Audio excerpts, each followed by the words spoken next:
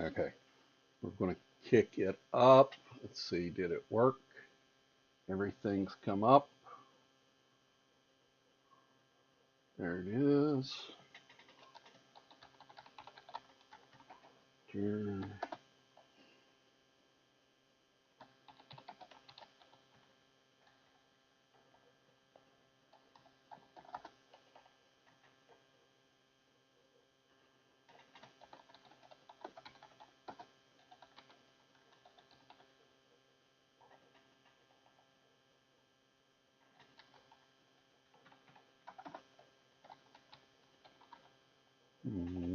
Let's see here.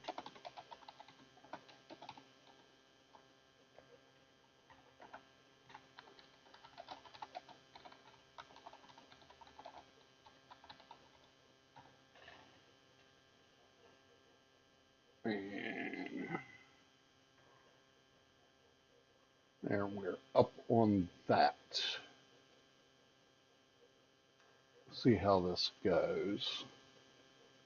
Okay. Um, keep parked. Da, da, da, da, da, da, da, da. Okay.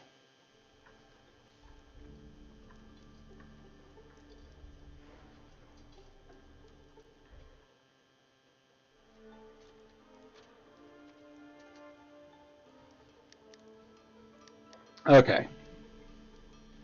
So what we're doing today is we are going to level a new character. Um, of course, from the races, you've got Dragonborn, Human, Metallic Dragonborn, Half Orc, Aasimar, Gith, Wood Elf, Moon Elf, Sun Elf, Dwarf, Halfling, Tiefling, Half Elf, Tiefling, Drow, and then the Mensa Bruns and Renegade.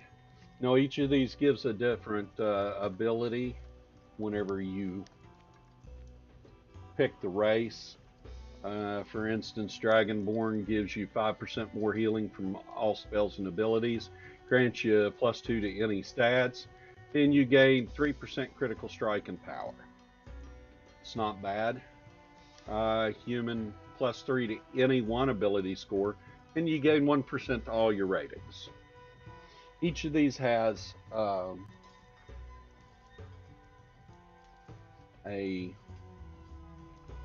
plus to it.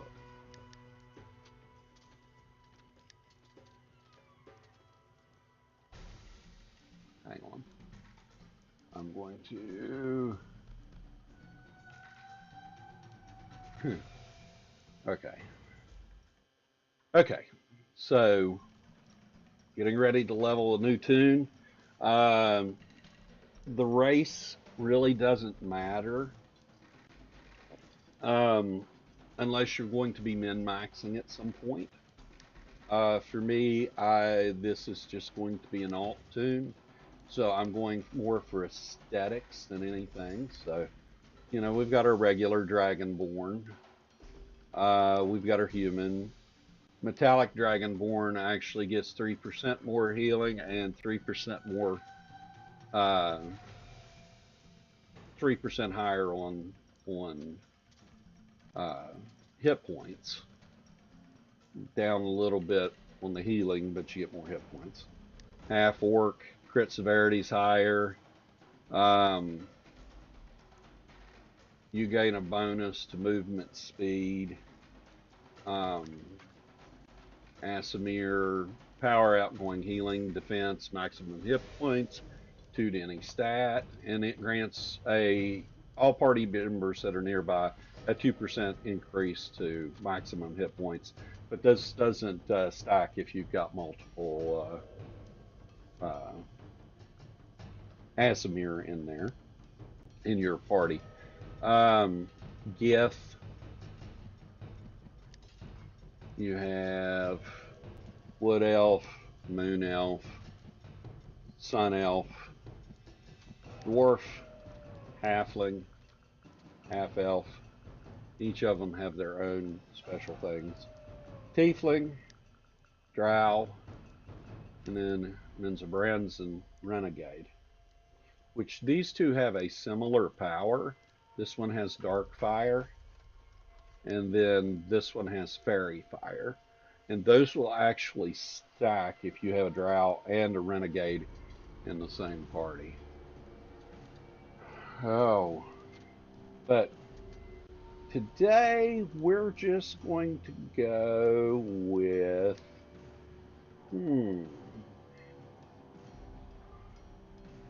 let's see. We're going to go with a moon elf, and we're going to go with a male moon elf. Nothing against the females, you know. In all honesty, these are the worst looking females, or the dragonborn race. It's the half orcs, Asimir, Gith. The Gith are just an ugly race. I mean, wood elves, dwarfs. She's actually I actually like her. I think I'm gonna make a dwarf paladin. Um, halfling, half elf, tiefling, you know, drow. And the drow society is a very matriarchal society. So women are held in higher regard. We're going to go with moon elf though. We're going to make him a male. And we'll hit continue. We're going to make, you can do cleric, barbarian, warlock, rogue, fighter, bard. One of my favorites, paladin, ranger. But we're going to do wizard. This gives, down here at the bottom, gives you a little tip on what these do. Some of the easiest classes to play are the rogue, the barbarian, and the ranger. Those are three easy DPS classes. The barbarian has the sentinel path, which is harder with the tank loadout. Warlock is a little more complicated, as is cleric. Cleric does DPS heal. Warlock does DPS heal. Bard does DPS heal. These three classes are a lot more complicated. Paladin and fighter. Fighter's probably got the hardest learning curve as far as tanking. Paladin is probably the easiest to learn how to tank. And then once you have the paladin, you'll have once you have the paladin there, you'll be able to and learn healing and tanking. You kind of get, you know, a well-rounded character. But like I said, I'm short on wizards. I'm going to make another wizard. So we're going to choose wizard. You can either choose intelligence and dexterity, or intelligence and charisma. And while you do need the forte and the recharge speed, intelligence is your primary stat. That's why you only get a choice of it. Control bonus, magical damage boost. This here will give you crit speed and movement speed. Movement speed is very handy whenever you're trying to get away from things, especially as a wizard, because yeah, wizards are kind of they're kind of easy targets. But this is probably the easiest magical class to learn, and it does right now it does some of the best damage. So we're going to look at these. These are the presets. You can just choose one of these and go on if you want. You don't have to use this. Myself, I like to customize. So If you want to zoom in on your character, first off, we'll go in and we're going to look at the faces. You've got young faces. Turning a little bit. Then you've got rough looking faces. And then you've got aged ones. These are kind of the older faces.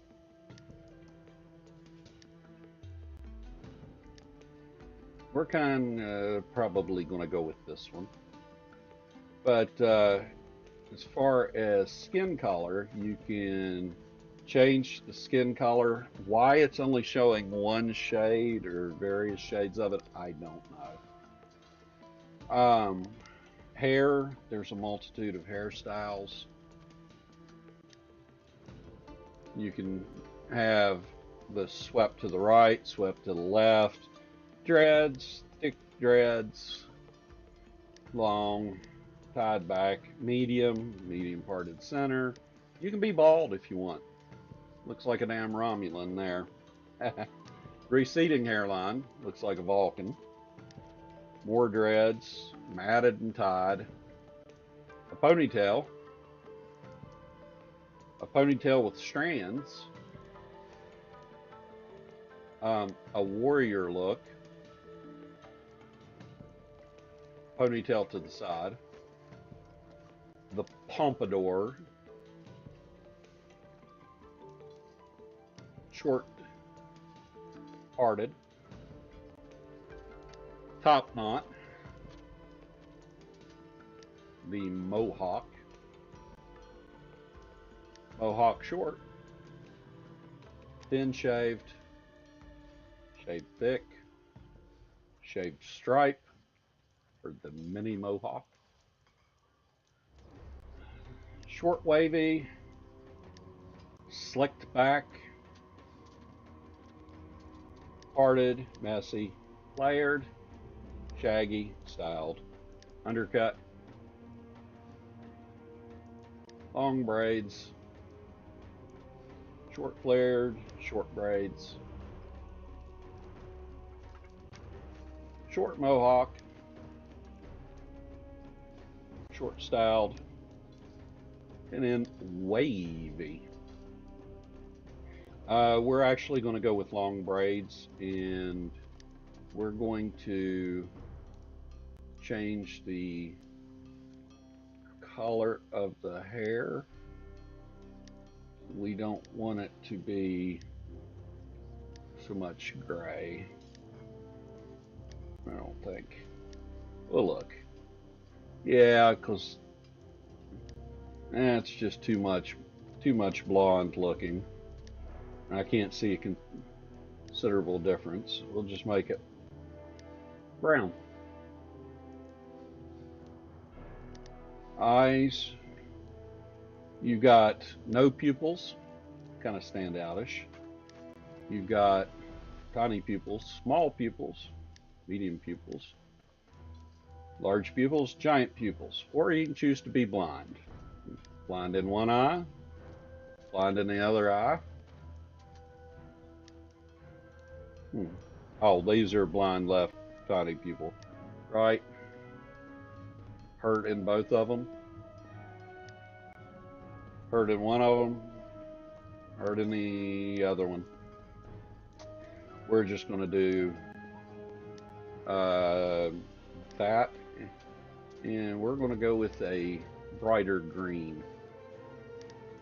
Eyebrows. Oh, let's just take a look here. Make the eyebrows match the hair. And we really don't want them bushy, but we do want them thick. We'll go with thick. Right there. Yeah, right there. Yeah. That makes him look too angry. Facial hair. As an elf, you don't get facial hair. Tattoos.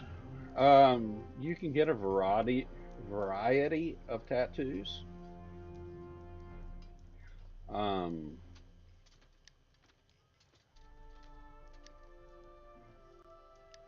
get Thayan tattoos. Fading, the melting, the rotting, Thunder Beast, Tree Ghost. Or you can just kind of get a dirty look. Or a two-faced look. Uh, myself, depending on the character, I will sometimes take tattoos. I don't want him to have freckles either. I just want him to have nothing. You can do scars on your cheek, your eyes, nose, or you can just do none. We're going to do none. Facial scaling, well, to be honest,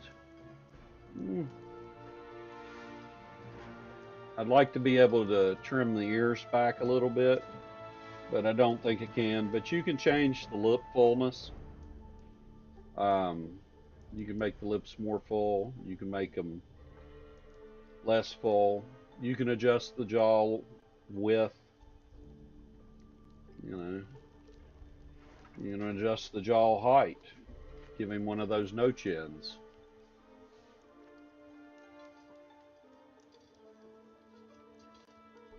You can adjust the nose, the nostrils, the brow height.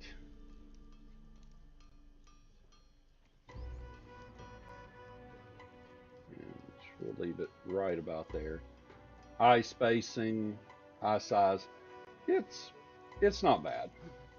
This is the toned look. We'll go roll back out. Toned. You've also got a heavy look and an elven slim. We're going to go with slim. And we're going to do some body scaling. One, we want him to kind of be tall. So we're going to increase his feet thickness and his feet size and his leg size. But we want him to have slender hands, arms not to be as bulky. Take his arm length down just a little bit. We'll take his waist down, waist depth. So we want him to be more slender. Shoulder width, maybe take it in a little bit. And, you know, the chest width, or chest width, take it in. So I want him to be kind of gangly. And there he is. Put the armor back on him. Now you get to pick where you're from. The North Dark, of course, you've got the escaped prisoner. These don't have any effect on your character at all. These are just aesthetics. But you can be from Luskan. This here is, you can be an ex-gang member or a Luskan bounty hunter. Neverwinter, of course, is where we're at. Seeker of knowledge, defender of the faith, clever opportunist. You can be from Waterdeep, you know, impoverished noble. You could be from the Moonshae Isles. A lot of druidic folk. Am is might be recognizable from the Baldur's Gate series. And of course you can be from Baldur's Gate. You got a couple of different things there. The Dragon Coast. You can be a plucky pirate. Cormare. Cormare is a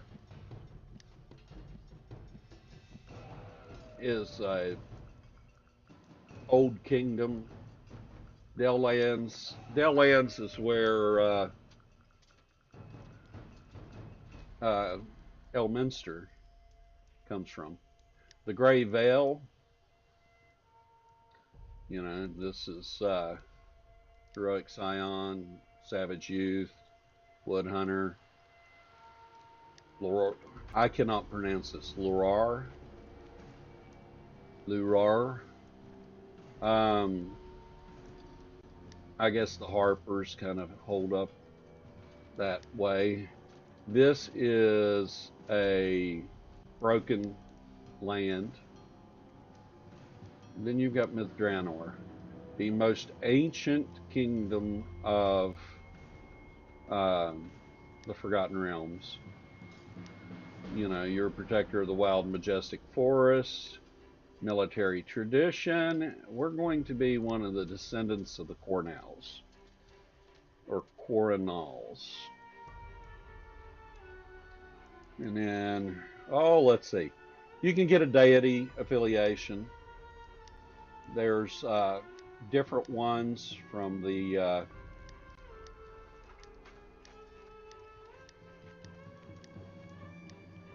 Forgotten Realms on here. Not all the gods of the Forgotten Realms are on here. It's a limited list. There's not really any that are particularly evil. Mask is a trickster, but wouldn't say he's evil. You don't have Shara on here, which is Solane's sister. We're going to pick Mystra because Mystra is the mother of magic. And then now we come down to, if you want to put a biography in here, you can go ahead and type it in and it'll save it in your character sheet. Or we can just do this and put in the name that we're going to call this character. And if you know, you know. That's all I'm going to say. Oh, not Ravensclaw. Let's do.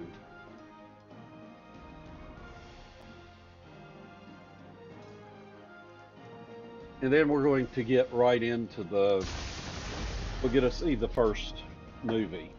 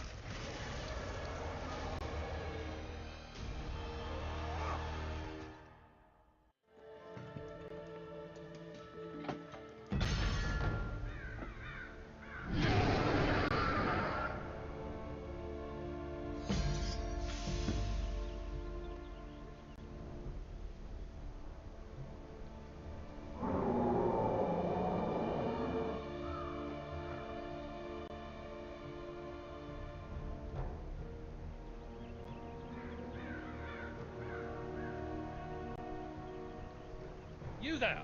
Come over here!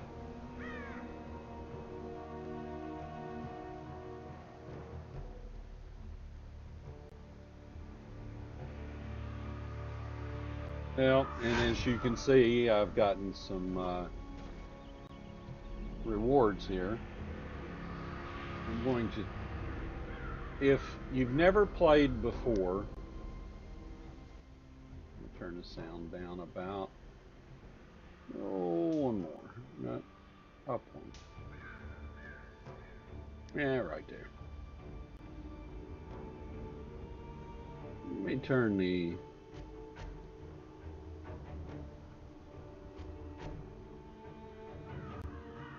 okay. If you've never played this game before and you're making a tune for the first time here, you won't get anything like the titles here, but those are things I had left over. But you're going to get this box that's going to have the Never Embers Recruit Reward.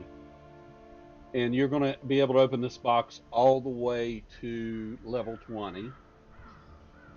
We open the first one. See, we get these two incentives. You can use these as incentives in a Protector's Enclave to buy some stuff to help you during adventuring. Right now, we don't have but one bag. That's all the inventory space we have. And, but we cannot claim that yet.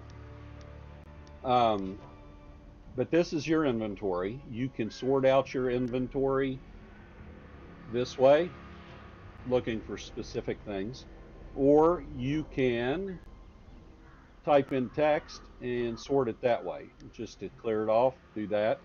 This is where all your currency will go, right? Never Ember incentives here.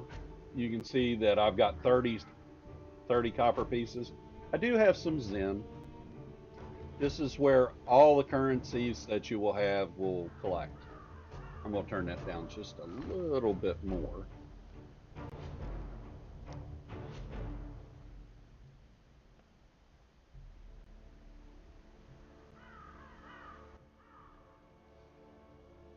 Okay. Now, back to inventory. This is where keys will pop up and useful items. Keys may be like skeleton keys to open dungeon chests. They may be various specific keys to open up specific dungeon quests. Like Lair of the Mad Dragon, you need a Plague Touch key. The Imperial Citadel, you need an Imperial key. The Defense of the Moon Dancer, you need an Astral key, and so on. This here is where your crafting materials will go, is into this right here. You will have your materials, and then you will have your crafting tools. That's your toolbox. Anytime you get vanity pets, you'll have them populate here. You can have a vanity pet out following you around. They give them in events and, special things periodically, special rewards.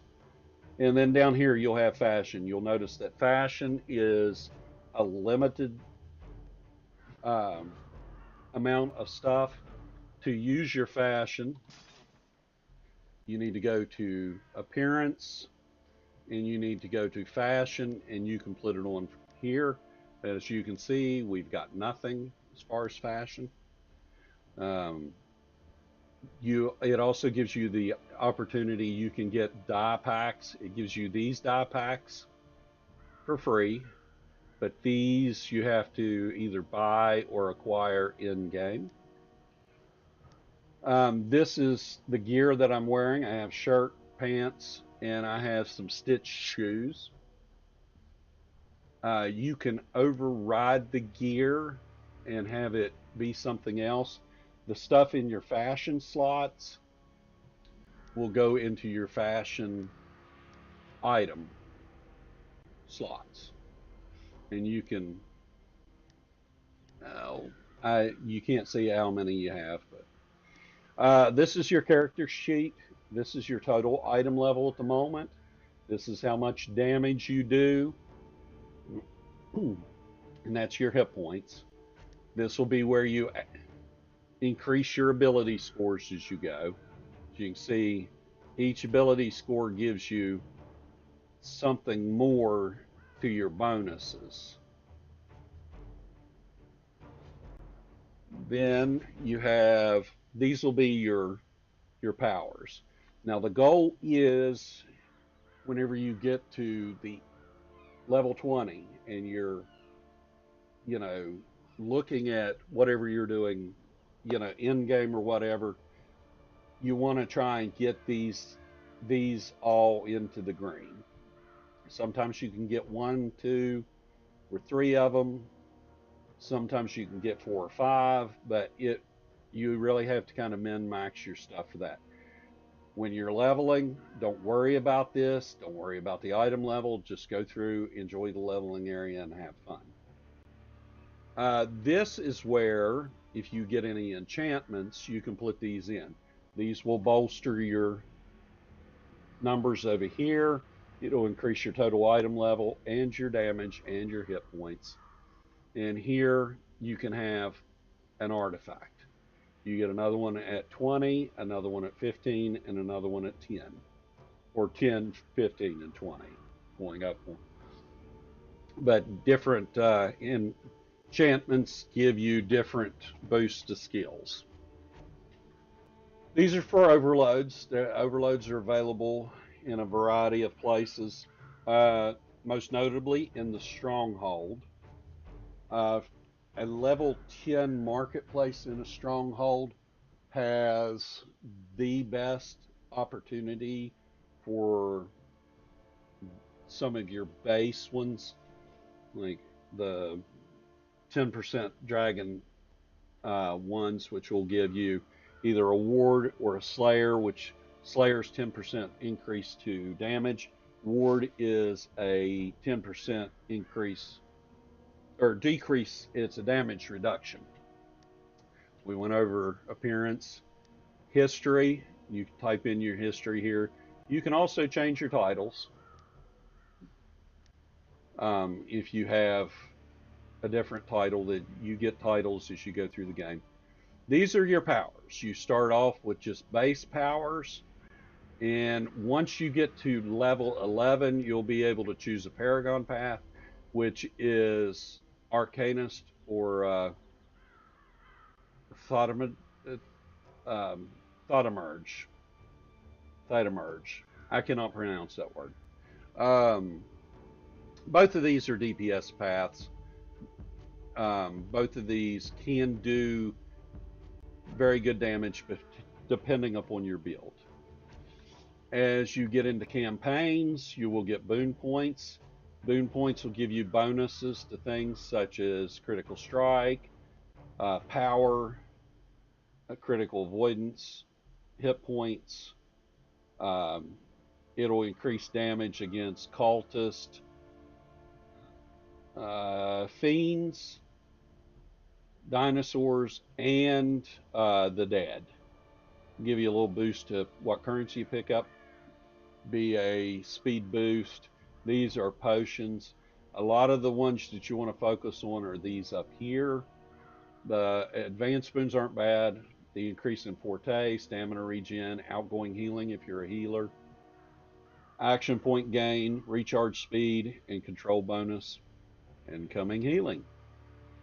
These are where it really gets good. 10% chance when you heal or are healed for 10% of your maximum, and you or are healed for 10% of your maximum hit points, you get a chance to apply a heal over time, add power, and increase your recharge speed.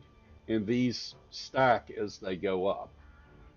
If you're a healer, you get a chance to, you know, heal over time or increase maximum hit points. Um, Different things give you different damages and stuff like that. We won't have any boons for a long time. These come from the adventure campaigns and the legacy campaigns and the live campaigns. Stronghold boons. If you join a guild, you'll be able to put boons in service here, like foot speed, the treasure hunter boon, the mount speed. Not every guild has all of these. You have to have certain structures. You can only have 4 boon structures. So you kind of have to work with what you've got. If you decide to do PvP, PvP is pretty much dead, but there it is. Now, companions, as you see, we don't have a companion. This is where your companion would go, and then you would be able to pick powers that would augment your and your companion's powers, and then augment yours. This is another enchantment that will give you bonuses from your companion to you, and this is where you would put companion gear. This would be your mount page. I have no mounts on this toon as of yet, so I cannot put any mounts on it. This would be the appearance. The appearance of your mount is completely cosmetic. The powers of the mounts are what's different, but the goal here is to eventually get you 10 mythic companions and 10 mythic mounts. That'll give you your highest bolster. As you see, I don't have a bolster, and that's something to work toward over time. This will give you a combat power that you can use to attack with. This will give you a boost to your skills over here. This is just the speed. You can either do a trot, and then you can do a gallop. There's only 2 speeds, fast and slow, and mine's always on gallop. Eventually you'll be able to pick up collars for your mounts, and you'll be able to put 5 of them in a stable, and anytime you get an insignia, hold on to it, because you'll want to try and get these powers. Mythic 4-slot mounts are the top of the ladder at the moment. If you put four insignias in them, they give you a really big boost. A lot of the mounts you're going to find are going to be either common mounts, green mounts, and epic mounts. The legendaries are fairly easy to come by now, as are probably the mythic 3-slot mounts. The mythic 4-slot mounts, as I said, are something new. And this will give you, you can pull up and see whenever you receive damage, explode in a 15-foot radius, dealing 200 magnitude damage to foes, can only trigger every 10 seconds. These are just all kinds of the bonuses. You lose 1,500 of your defensive skills, but you gain offensive skills.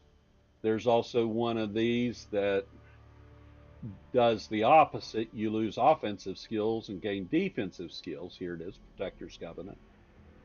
These are very good for, the Protector's Covenant's very good for tanks. The Mentor's Covenant and the Executioner's Covenant, very good for DPS. Then whenever you look here, you know, you've got Enchanter's Hex, you know, Lionheart's Perseverance. The Warlord's Motivation is something a lot of people like, especially if they have a striker companion or an active companion that can do damage. This will give them the ability to do 12% more damage while you're out. Whenever you use an artifact power, your cooldowns, Artificer's Enticement, and these will be things that you'll look at on down the road. And I think that is pretty much it at the moment. These little things, that brings up your character sheet. This brings up the notification or home screen where you can see different little notes about what's going on or what's currently going on. This right here gives you the calendar. This will tell you when Stronghold Marauders starts for guild members. This will tell you right now what's going on currently. It's Double Seals, Dungeon Delver's Delight, and if you right click on these, you can view the event details. Never Ember's recruitment. This is something that's going on. That's what we're working on now. And this is how you keep track with what's coming. And you can look at here. This will tell you other things that are coming up. And if you have any event reminders. But as you can see, it changes week to week, month to month. There'll be something different always going on. This would be the queues. I'm a level 1. I have not finished the tutorial, so I cannot get into the queues. Whenever they become available, I suggest you start queuing for what you can, which will typically, until you reach level 20, will be 1 skirmish. That'll be the Illusionist Gambit. This here is the leaderboard and the standings for the PvP that is no longer in any way, shape, or form viable. This would be the Zen exchange, where you can either buy Zen or you can sell Zen, and you can also look at listings. And he's a level 1, so I can't really look at this. The going price is 750 Astral Diamonds for 1 Zen. Do you have Astral Diamonds to trade? This is the Wondrous Bazaar. You can use your Astral Diamonds to buy a variety of things. Coal motes, character loadouts, appearance library. If you fill up your appearance library, rename. Cubes of augmentation, I don't think are very handy anymore. We haven't had an artifact set in a long time. You can pick up a companion, some teleport scrolls, which I do not recommend doing, glyphs of potency, and then these are the ones that you'll probably really want to look at. You can buy 5 of these skeleton keys a day, and you have greater demonic keys, which are useful in 2 skirmishes, a trial, and a dungeon. And then you have some equipable items like mounts and stuff like that. Most of this stuff, like the gear, they're cosmetics. You can preview them if you want, see what they look like. These are things for your stronghold, and then this will give you your class Lost Horde weapons. They're not very good. Don't buy them unless you want them for cosmetics. And then if you do, you can probably get them elsewhere. These are all transmutes or cosmetics. The only companion that I have ever, or horse that I've ever gotten from here, all these drop from somewhere else. But occasionally I do buy a cap for my tank if I'm leveling a new tank. These are bard only packs, so if you're not playing a bard, don't buy them. The next one is the Zen Market. As you look down through here, you can see what's on sale. You can see what's featured.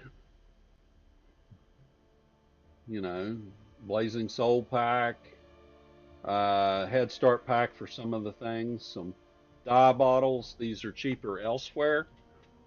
And of course, I've got, you know, some Visage, and I bought these last Halloween because I wanted them. And then you can get, oh, there's the Legends of Neverwinter bundle. You have a chance to get this. Actually, that may not be a chance. That may be the actual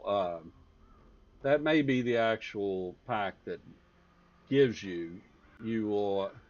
But the problem is it grants you one of the following, and the mythic ones are random.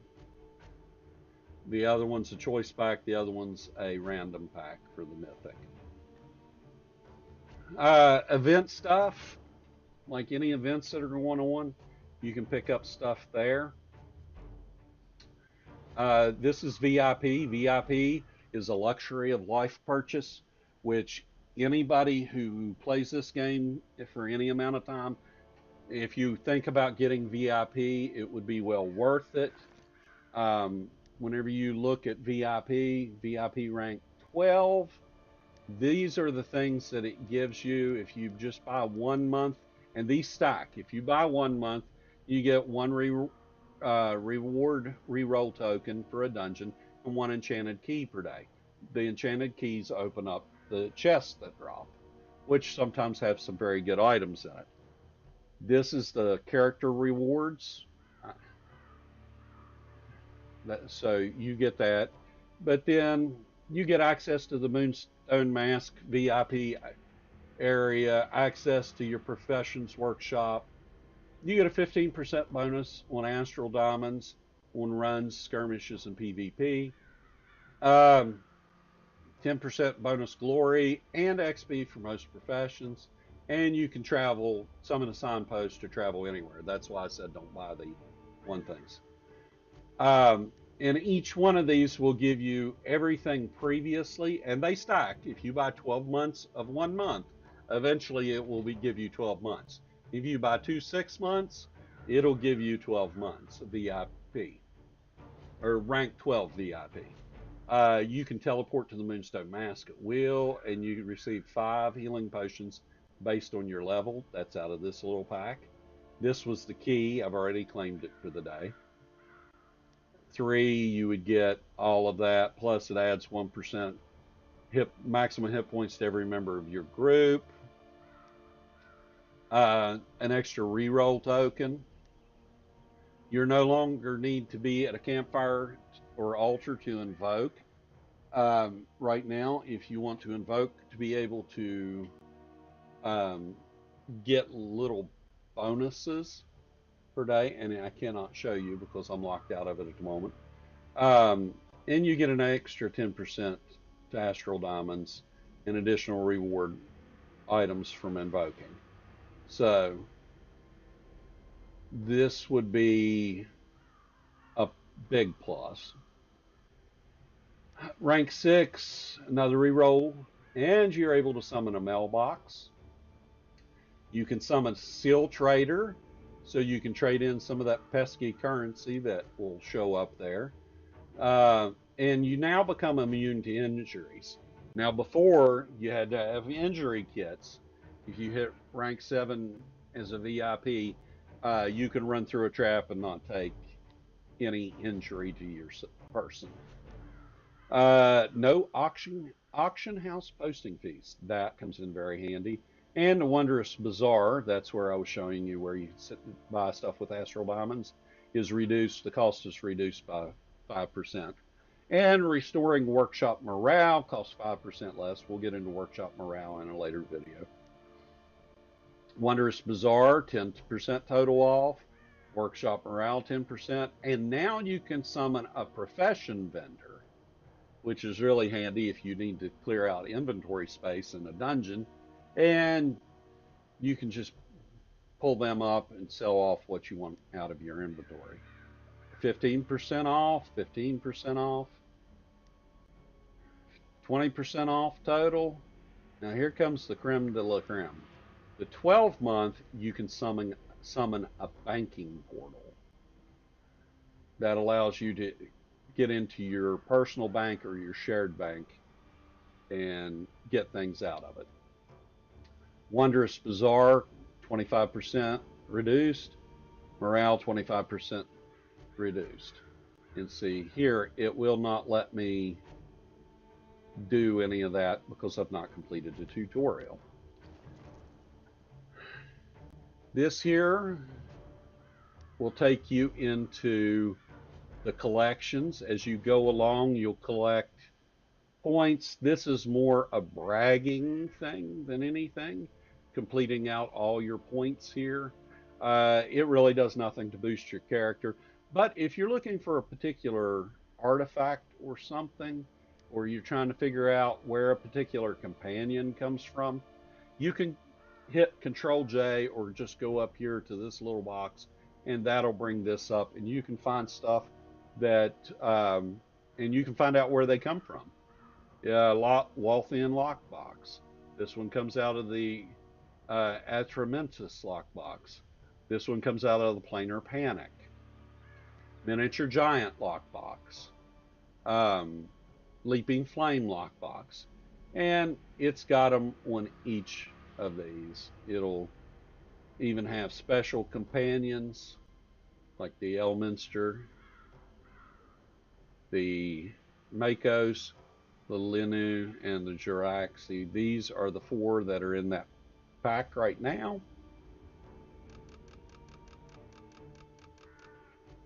And then you can look up events. There's a lot of past events in here they don't do anymore. We're hoping some of these come back. Um, these will show you the various different areas and their gear. If you're looking to try and find something, these are old campaigns, legacy campaigns, and now adventure campaigns. To figure out what your adventures or what you have to do, hit J. This will bring up your journal. This will have your quests on the first page. If you click this tab, it'll tell you what achievements you have. If you click over to lore, as you collect lore, it'll go into this section. And then eventually, right now, as you see, I've got 6 leveling areas to go through. And these are the minimum item level for each area.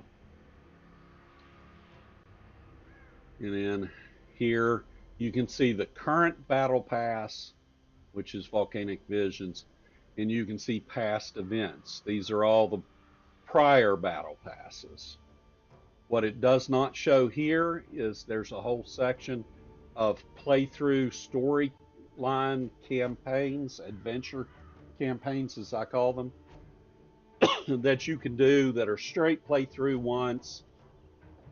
You get some boons, you get some astral diamonds, you get to follow a pretty cool story with the majority of them, and uh, it's just a lot of fun. I would suggest after finishing the Whispering Caverns to start down the list and finish everything else on this page, with the exception of the Scalabilite Summit, which you would want to start over here whenever you can see your campaigns. Start it with the Dragonbone Veil because they can finish simultaneously. And anytime you want to view a campaign, you just click on it as such. You can see today I need to do a uh, random dungeon or random trial.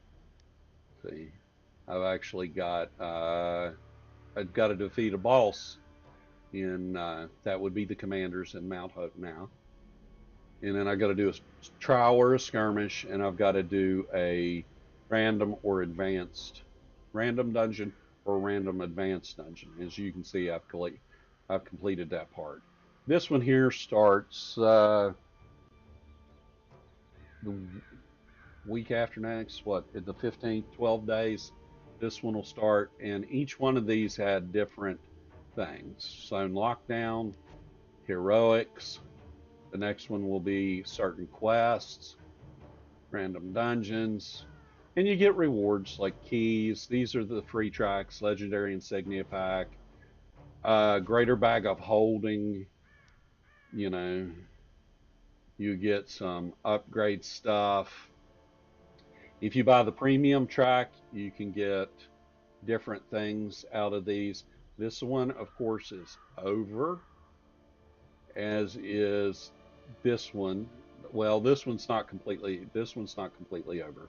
It'll be over on the 15th when this one starts, and then you won't be able to make any more progress unless you bought it out the the premium track on the battle pass. And then of course the bonus rewards. I still have to pick those up on one of my other tunes. The next thing would be the auction house or the workshop. I'm sorry, the workshop. We cannot look at the workshop yet because we don't have a workshop. You get that at level 8. This here would be your social tab. As you can see, I've got a couple of friends on. I got a whole big, huge rundown of friends list. I've got one person ignored, and there is a reason for that. Um, to ignore somebody, you can just right click on their name and hit ignore player. If they're being particularly offensive, you can report them. And if they're just spamming constantly over and over and over again, you can do that. Right clicking on their name will also allow them to give you to send them a private message. You could add them as a friend. If you are friends, you could invite them to the queue group or you can invite them to a party. I'm not in an area where I can invite to a party. You can also inspect them. Like, let's just look here and we'll just inspect. And you can see 72,000 item level, maximum hit points. If you were in the same instance, you could see the rest of these numbers and bonuses. But this is kind of like how your character sheet will end up. And a shout out to Bill21 for having his character be able to be examined. That's the social tab once again. Friends, ignored. This will show people looking for a party. You can find parties. You can allow party requests, allow people to, send you party requests to join your party. This is your loot mode, like need or greed and what threshold it would be at. And like my loot threshold is uncommon, so it's green. Anything under that, anybody can loot it. Uh, or this is your party. Disregard. This is your party. This is where you find a party. So you've got these people that are willing to party up in different areas, looking for someone to run with. This will allow you to find people, like if you know their handle, like right here. I'm just going to use him as an example. We find Bill 21, who is in Les Husnatons, I think. And then you can just do this, and you can find a guild. Guilds come in a variety of shapes and sizes from level 0 up to level 20. Level 21s are typically at the top end. Here you see Infernal Paragons. It'll show you who all is on that can recruit, and it'll show you their particular ranks. It'll give you some information about when they're on, what what kind of gaming they do, if there's any restrictions, and that's pretty much it for it. Let's see if we can find another one. Um,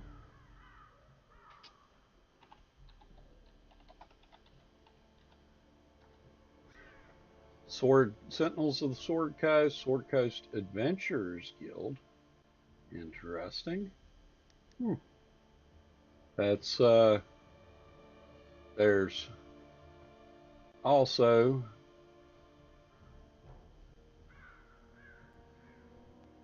let's see here. We'll search again. The Sword Coast Adventurers. You see there's one person on. They're an exalted member.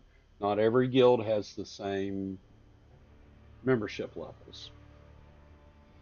And you can find guilds this way. And, here they say, welcomes any and all persons. We are happy to have anyone who plays. Send a request to any member for an invite. Tags, no worries about gender. It's casual, family friendly. Mostly English. Player versus environment, that's PvE. Normal difficulty is grinds. Fun gamers, mature. MMO players, newbies, knowledgeable, social, female, male, human, dragonborn, any race. We welcome everybody. And I say that because I'm actually the guild leader in that guild. I am also a co-guild leader in this guild. Oh, hold on. Maybe it'll shut. Maybe it won't. Let's just do brigade. It's Fool's Brigade. Oh, I spelled brigade wrong. And we'll just do this right here. And we'll search again. And we'll search again. And I'm having trouble finding it. But there's most always somebody on in there that can recruit. Fool's Brigade does have a little stricter um, recruiting policy. Um, Once you join a guild, you'll be able to look at this. This will be your base news. Things will show down through here. It will show you what your stronghold is. It'll show what's working, what is being worked on for upgrade and other things. It'll show you if there's any events scheduled. Events are open to all levels. The roster, it'll show you who's a member, how many members you have. A good active guild should have good active members. A lot of guilds, unfortunately, have players that have not been logged on in 2, 3, 10 years. This will be where you find your guild information and a lot of times your Discord, if your guild has one. We do have several Discords. None of them are required. These are your guild settings that are set by your guild leader. And if you're a part of an alliance, this will show you all the alliances that are in all the guilds that are in your alliance and who's on, what they're working on, and stuff like that. This, the illustrious mailbox. Oh, look there, new wizard. I've got mail. But as you can see, you can send yourself stuff. This is all stuff I've mailed myself to pick up. This is how you send mail. You just go over and compose, and you have to know your friend's handle. If you don't know their handle, you can't send them anything. Um, this right here is the auction house. You can search for equipment. You know, this is your main equipment, like what goes in here. You know, this is your neck pieces, you know, your shirts, your rings, stuff like that, your weapons. And you get down to enhancements. This is stuff that goes on this page. Your artifacts, your enchants, and stuff to upgrade them. Profession stuff, if you are doing a workshop, this would give you profession stuff that would show you, like, this is stuff left over from the Summerfest. If people are selling professions packs, stuff for each one, useful stuff for each profession, as well as tools. You can look, and if you need a tool, you can go on here. If you can't craft it, somebody might do it. I do not ever suggest buying anything that says worn. There is a box uh, in your workshop that will give you any tool that you need, and we'll cover that later. Fashion, this will just give you any and all fashion that goes in your cosmetic slots. Consumables, armor reinforcement kits, lock boxes, novelty items, dye, potions, skill kits. This will allow you to look at the price of bags. As you can see, that's a bag of holding. It's a 72 slot one. Dragon Cult Pack. Interesting. Haven't seen that in a while. That's a 20 slot bag. That would be a talking piece. And, you know, you can see that there's 49 of these up at various prices, mostly around the same range. Then you get a few that are a whole lot higher, 42 slots instead of a 72 slot. Um, you've got to be careful when looking at these because if you look here, this is a 72 slot bag. If you hover over it, it'll tell you that.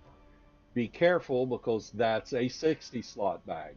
They are both mythic bags, but they have a distinct appearance difference. And you'll notice 200 and some thousand for a 60 slot bag, or you can come back here and get 124,000 a 72 slot bag.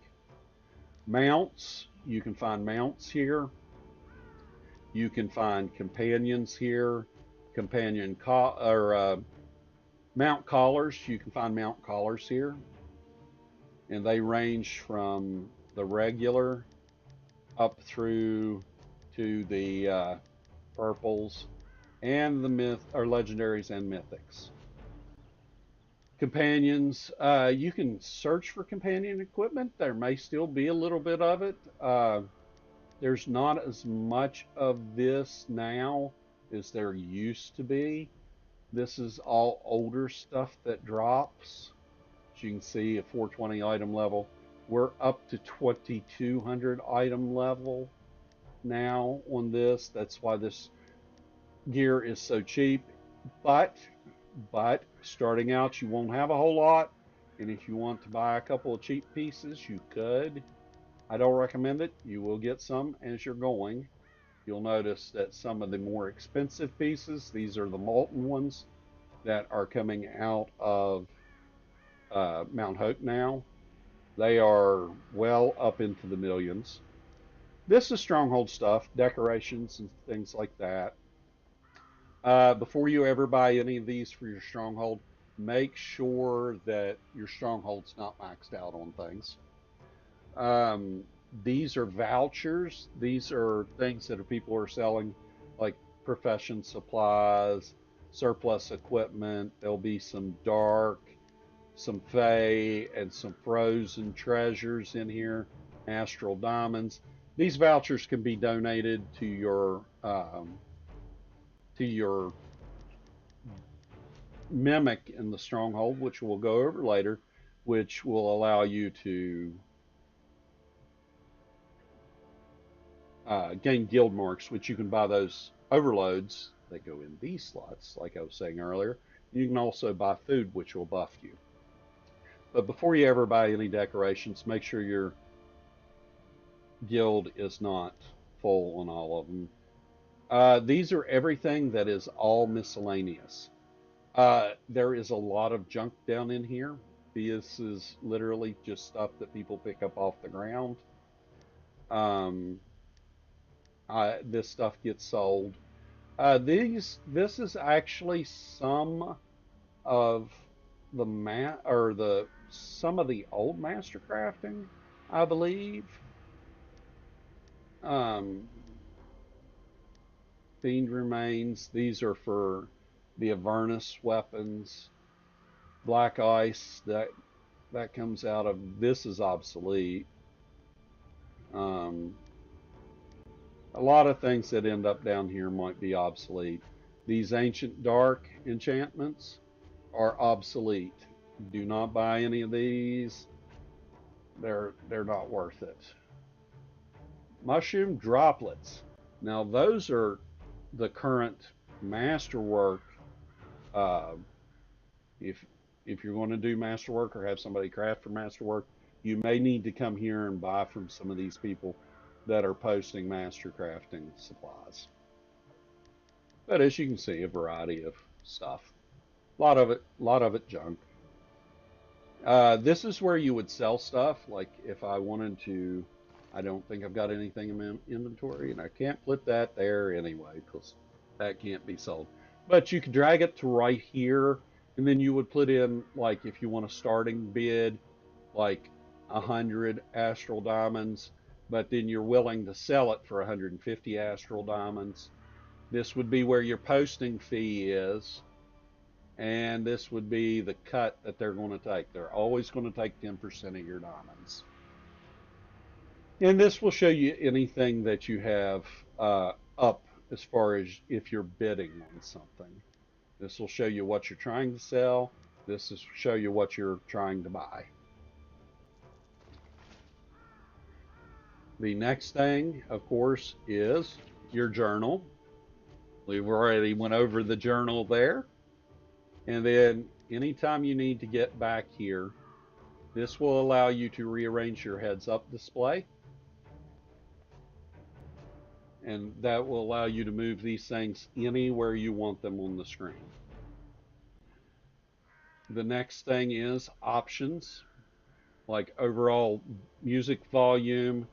Voice chat, we are going to disable because we do not use the in-game voice chat. So we're going to apply that. The display, I have it's set up prior to me coming in here. I'm not going to mess with this. As you can see, very high, max, shadows, reflection quality. You know, I've got everything ran up as high as I can get it.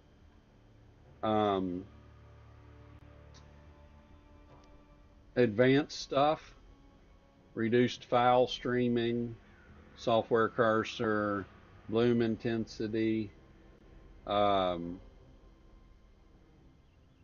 limit on the frame rate, um, you know, different little things here. And then you get to your interface.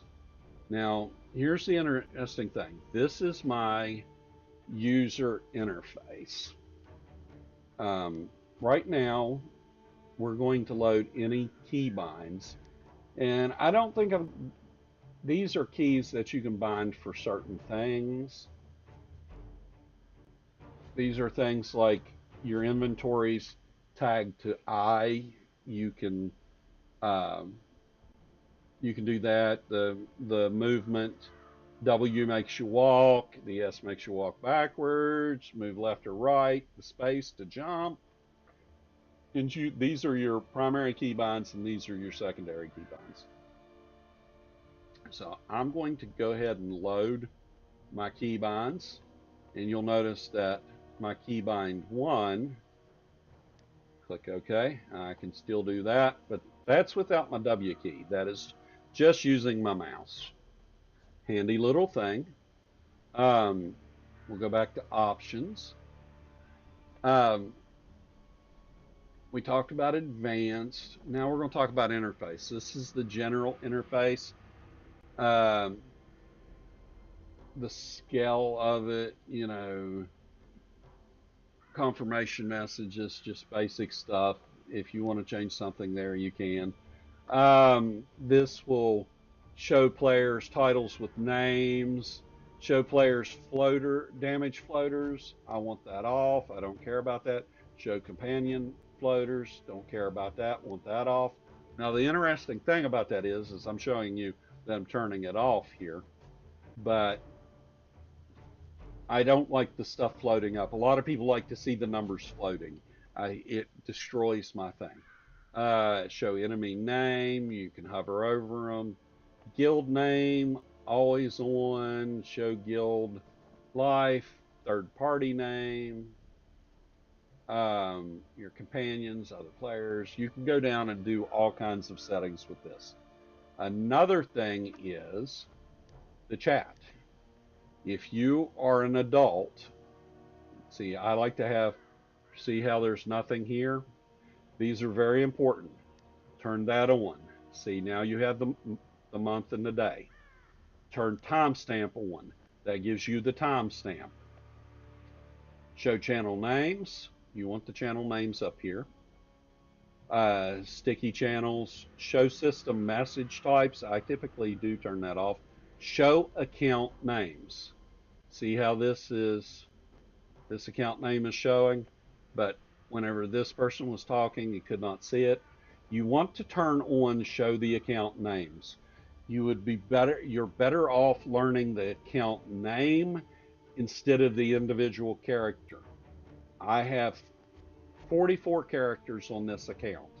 Most people can't keep up with my names, but they can keep up with my handle. And see, this also helps if somebody is harassing you or something and you are in a guild and you want to report them or something has happened. It's easier to let us know what has happened as guild leaders or alliance leaders to know, hey, this is the character name, but this is their handle. And, if it's something simple, conflict resolution, stuff like that. Profanity filter is on. I will turn that off. You, if you are under the age of 18, do not turn that filter off because you will unfortunately hear there will be a lot of stuff that is not appropriate. Now here I'm going to go and I'm going to click load UI. Now see how mine changed? I've got all kinds of stuff here. I've got all kinds of channels. To change the channels, you just click default, social. This will be your log, which will show you certain things. Your tails, this is people that will tell you stuff. And in all actuality, I need to turn off all of this because these channels, the only thing that should be in these channels are the tails. And that's how you do this. You go in and you can change, and you can even change the tag name on that channel. You can also create custom channels. Here you see all people. This is like an all people channel. There are 5,179 players in this channel. Do all of them use it? Maybe, maybe not. Most of us have it on. There's 143, 42, 43 people in it at the moment. Each one of these you can go down and adjust and change the colors so they're not all the same on default. Just about everything but combat's on, or the neighborhood notify, the NPCs, the rewards.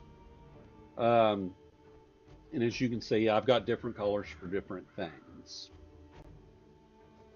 Guild officer is different than guild chat. Alliance is different than,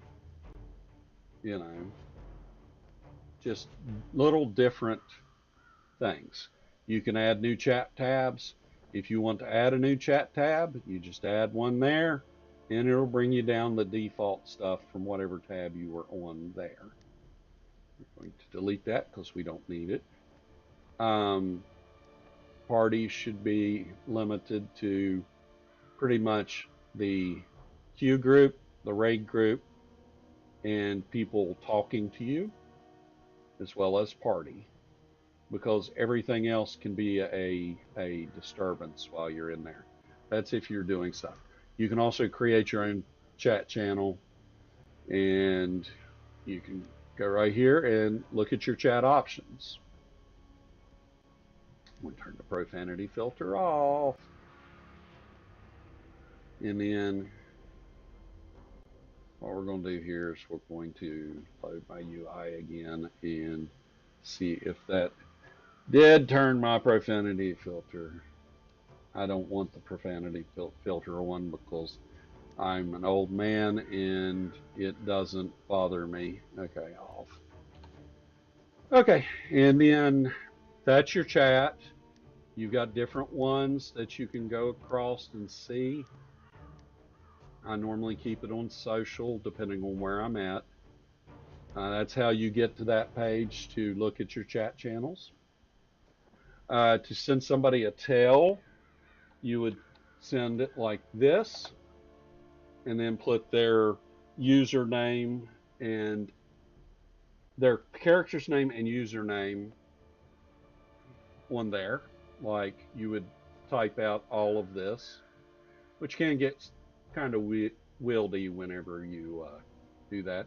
To change channels, you can go right here and go to set channel and set the channel that you want to talk to, assemble. If you want to go to pro player, if you want to go to zone, there you are. And that'll allow you to change it. Or you can type out, say, it's just the local area, zone is the zone you're in, and all people's kind of considered it gives people the ability to keep track of everybody, I guess. I don't know. This is also where you can do some emotes, like, you know, air guitar. If you want to be doing stuff like that. Um, this right here is a hub where you can click on a big greenish thing that looks like that, and it'll lock you to that location. And once per hour, you can teleport back to it free of charge. Any more than that, it costs. Um, this will pull up your world map. Um, this will zoom you, the plus and the minus will zoom you in and out of your mini map. This will show you the game calendar. It's kind of a shortcut to it. And this right here will show you what instance you're on. You'll notice that currently there are 22 instances about. That means there's probably about, there's a couple missing, 21, 19, 17. So it kind of varies, but there is, and he's still playing air guitar. Uh, in the regular zones, you can switch instances if you have friends on, or, you know, like zone 3 is getting ready to collapse, zone 6 is getting ready to collapse. If you've got friends that are in these zones, it'll show up here. And it'll, if you're in a guild, it'll also show a category for guild members. And that will allow you to, you can click on it and then transfer to that instance. The reason why there's only one player in any of these instances is because this is the tutorial instance. Your time right there on the mini map. It should correspond to the time that you have currently. That is Eastern Standard Time for me, or 1400 hours.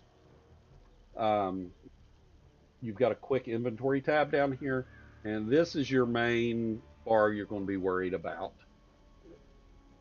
This has your action points. When this is full, you can use a daily power. This is your tab key, where you, as a wizard, can slot an extra counter power, which is your Q, E, and R keys. These are 3 encounter powers here. You can slot a 4th one there. This one will give you spell mastery over certain powers. So if you go in, and I have no encounter powers at the moment, but if you look at spell mastery, it increases the target's damage taken by magical and projectile spells. That's if you slot that in this tab key. These right here are your at-wills, magic missile, and ray of frost. And these are your base skills. Right now, your shift key allows you to teleport. Oh, I must equip a weapon to teleport. Okay, we'll get to that in a second. And then you have these class features which give you bonuses to stuff.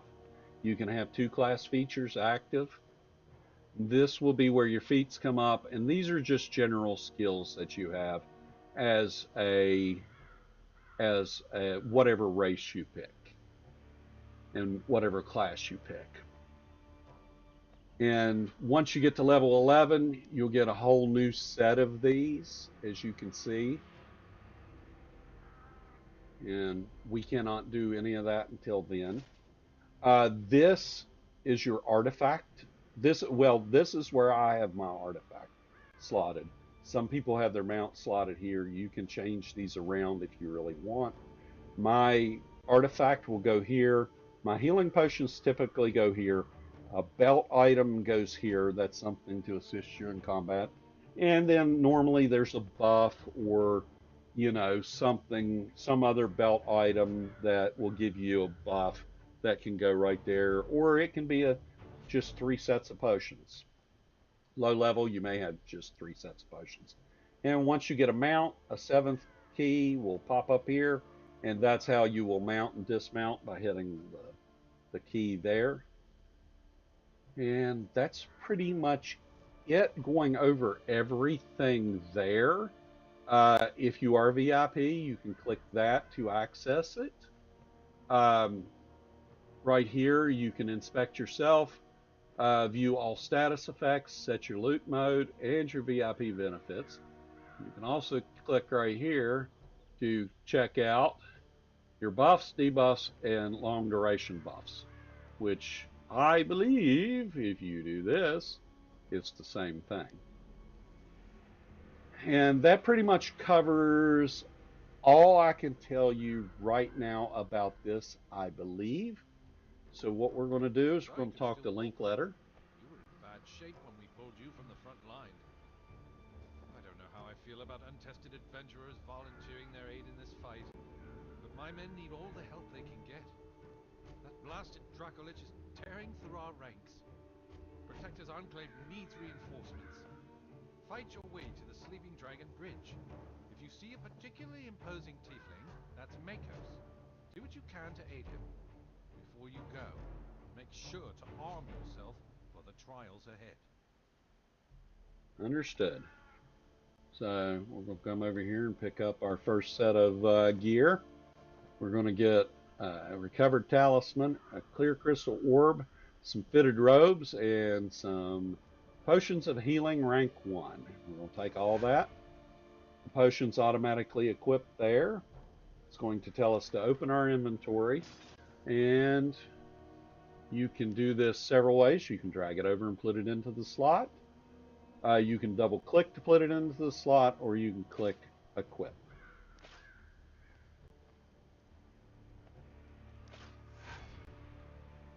And there we go. Now it's going to change our mission. We need to use the at-will powers 5 times. We need to use our encounter power. There we are. See that shift? That was the tab. You can also do that by double clicking oh, it's not letting us do the tab at the moment. That'll be our we grabbed the dummy and held it up in the air, and we're going to shove this dummy away from us. As there are only 2 encounter powers at the moment. As we fight our way through here, see, this is the attack you saw in the beginning. We grab him up.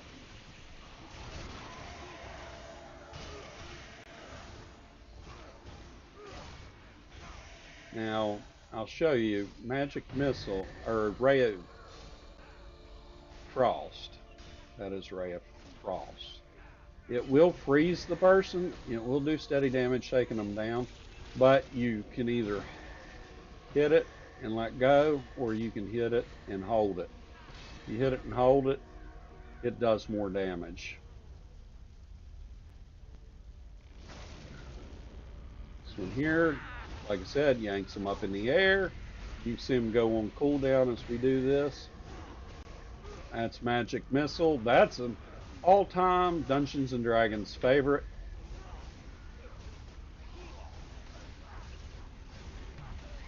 We'll tell him to go away. We're going to continue on through the woods, and This has kind of been a little bit of a long intro tutorial.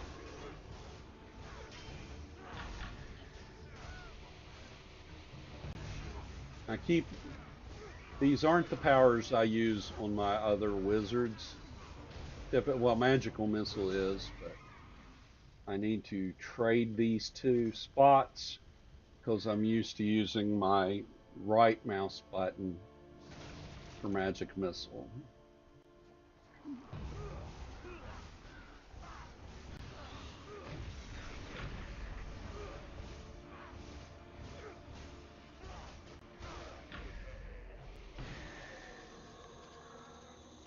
See how he slows and he freezes? We'll shove that one out of the way.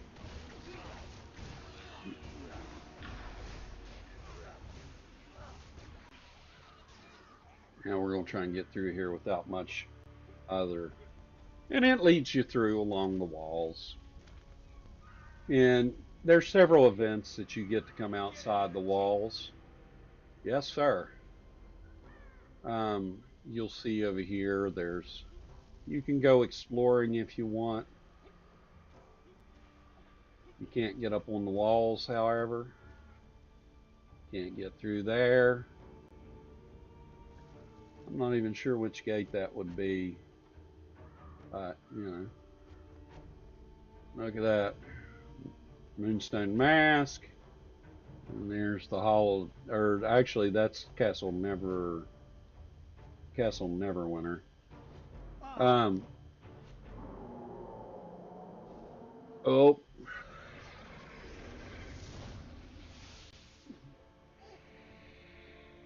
It's time to put an end to this beast!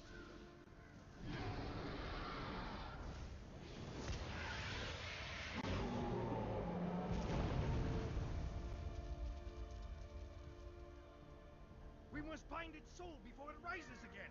Make haste!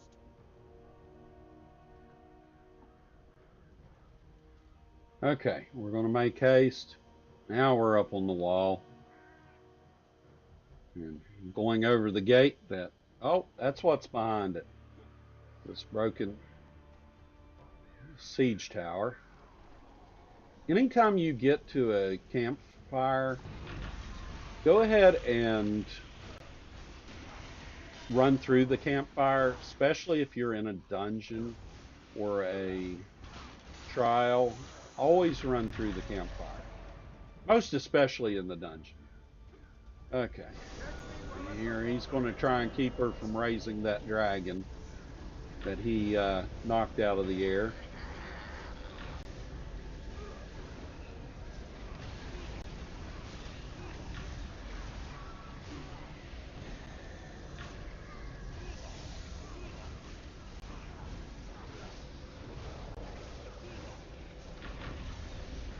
There'll be more undead coming up.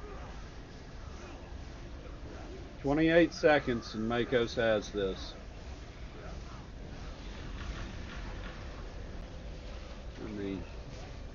I'm going to turn some of this off for the moment because that will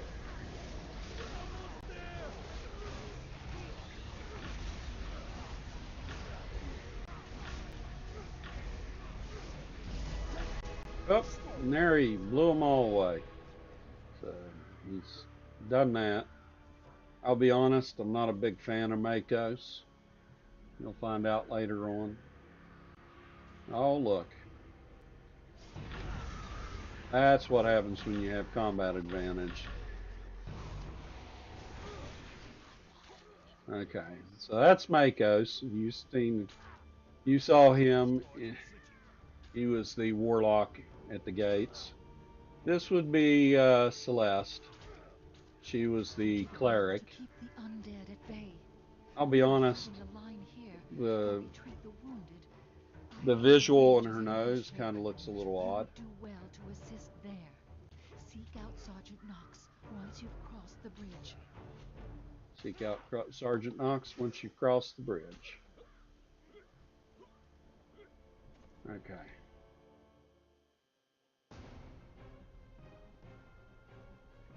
They're in trouble! We must go to their aid! He's going to be with you the rest of the way. And anybody that knows,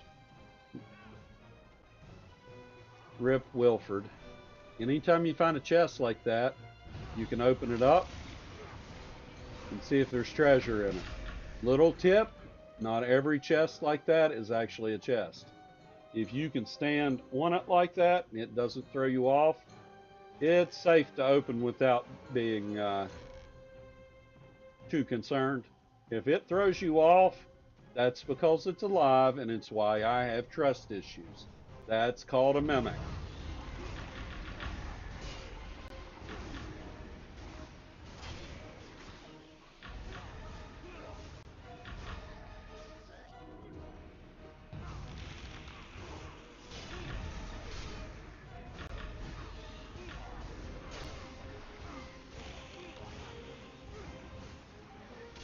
Oh, more behind me. Never turn your back to your party members, or always keep your back against the wall.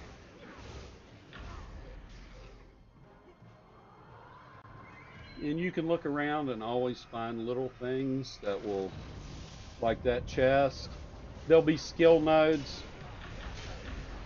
I'll show you what skill nodes are later.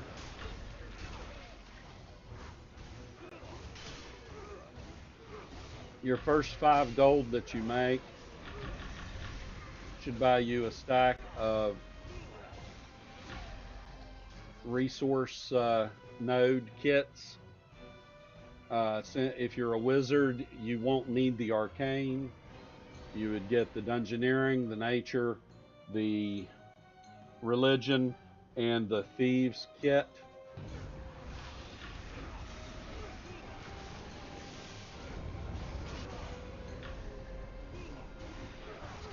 And as you see, watch whenever I move, the little blue bar right here, you'll watch it, that's your stamina bar. Let's see if I can, your stamina, that's how you move, sprint and stuff. As I sprint, as I do something like that, see how it goes down.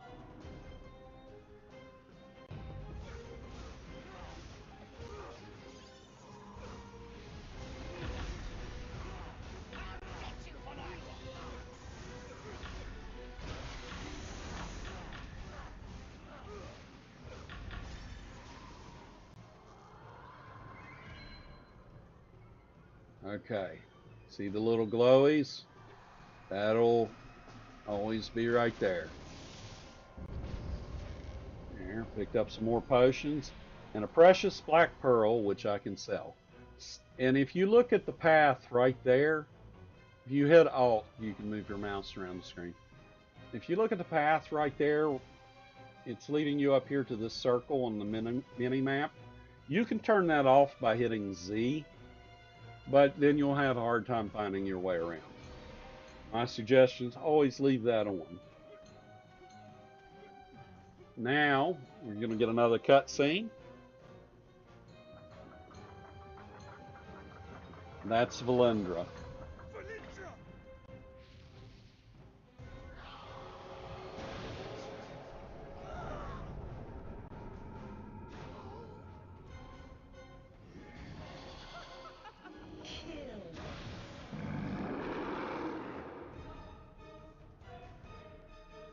Okay, now we've got to fight this big guy, the Harbinger. Harbinger, sorry. My brain doesn't always function without coffee, and I'm probably 2 cups too short today. I mean, I've only had a pot of coffee today. Normally I've had some more coffee than that. As you can see, he's kind of a cakewalk. If you want to, there's the gate to the inside there. It's been barricaded. Valendra has fled. You look over here, That's the Sword Coast, and that's the sea.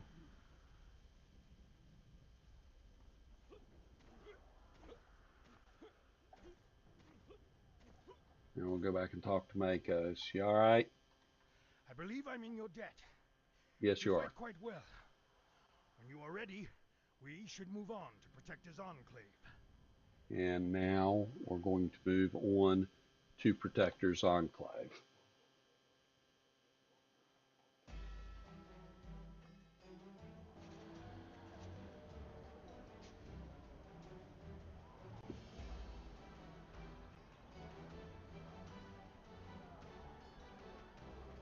So another title, um, and your first piece of lore, Protector's Enclave, the Jewel of the North.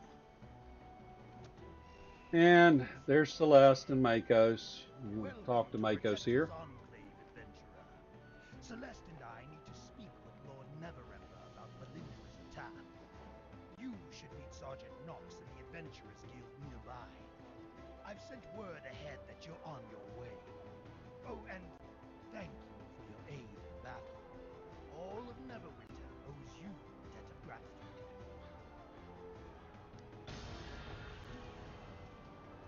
And there is that.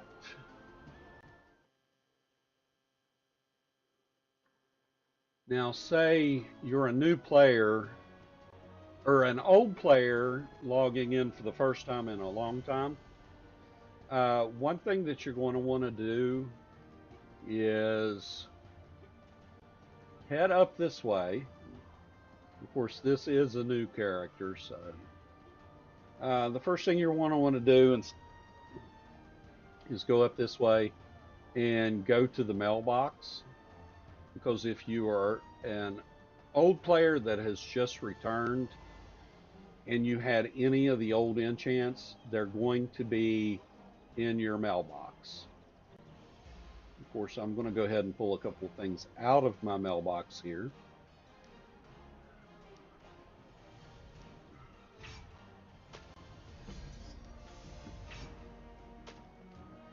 And then you'll want to come up here, check your mail, and if you have any enchants, get them out. The ones that are obsolete, you want to do away with. The ones that are not obsolete, you want to come over this way and go to this lady right here, the Antiquity Scholar. Whenever you click on her, she will show you the things that are no longer here, like the PowerPoints, the keys that are no longer available, experience boosters, anything that she'll take and trade in. That will either give you AD or allow you to buy skeleton keys. Skeleton keys open the majority of dungeons now. Refinement, if you have any of the old enchants, you will be able to trade them in here. I do not suggest doing these medallions, but you'll be able to do any kind of trade in to get you a combat choice back and get you combat companion choice back. If you've only got if you get like 240 of these enchantment medallions, buy you 2 of those. Get the combat and get the companion. Those are the 2 most important ones that you will need. If you have any left over after that, then you can come down here and get these rank 2s or rank 1s, depending on how many. Now you're going to need, this one here is your combat, and this one here is your companion. So those 2 big packs, you want to be able to get a legendary here and a legendary there. This replaces the old combat enchantments.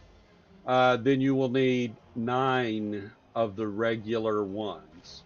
So hopefully, if you had enough enchants, had rank 15 bonding stones, rank 15 enchants, if you were lucky enough to have that, you should be able to trade in enough of these to get 9 of these blue packs to fill up all these. If you don't have enough to get these are purchasable from the from several places. Campaign stuff. This is old, obsolete campaign stuff. The completion tokens for campaigns that are no longer in the game, or they're no longer campaigns in the game. There are now playthroughs. You can trade them in for Astral Diamonds, trade various old currency in for Astral Diamonds, and that's the first person you need to talk to. If you are a returning player as well, you may want to talk to the claims agent and pick up any boxes that you may have, anything that you might be able to pick up. If you are a returning player and you remember Braga's, down here on the Sage Shop, down that street, go down there. You can buy green enchants there, or you can buy them at the Adventurers Guild. That is the first thing you need to do.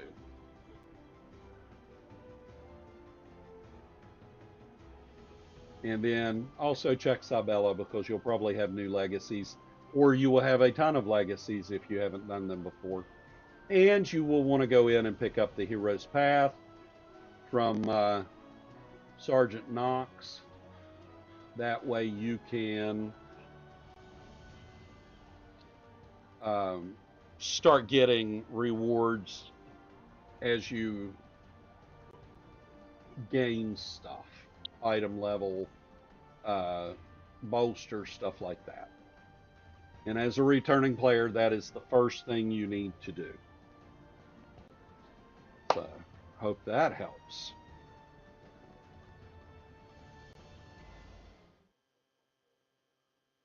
Now that we've hit Protector's Enclave, what we're going to do is we're going to run in here, and I did pick up a few items from the mailbox while I was paused out.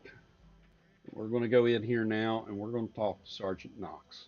And I suggest exploring everywhere. This, of course, is Sergeant Knox. You've completed Valindra's Siege. You get a pair of gloves. Well, it was a hard-fought battle, but the city is safe once again. Thank you for your help in defending the city from Valindra's attack, and welcome to the Adventurers Guild. There, you get a bunch of new titles. Now I get a new mission. Handle yourself, and that makes your membership in this fine Adventurers Guild all but guaranteed. As a reward for your deeds, I've arranged a few things.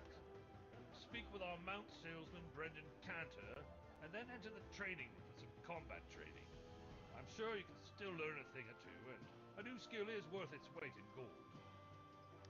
Very much so. So the first thing we're going to do is we're going to come over here. This is where you would get your first mount. Good man, that's. And it doesn't matter which one you pick, but you've got a token to get a free one. You can just go ahead and pick Waterdeep mount. And then what it wants you to do is open your inventory. See, collection points. Open your inventory, and then you would click that.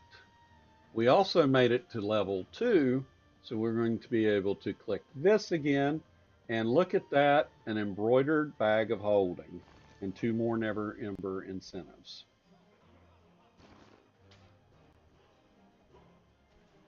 Now this is the Adventurers Guild Hall. I would always suggest going around and looking. It's got some art. You can probably tell that there's wizards that hang around in here. Look here. There is a piece of lore. We have a hard time.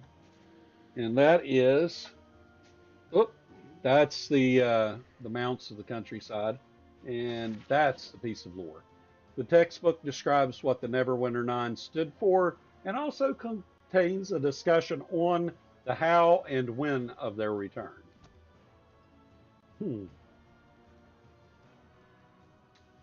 And anytime you see a little thing like that sparkling, you should always run up and read it.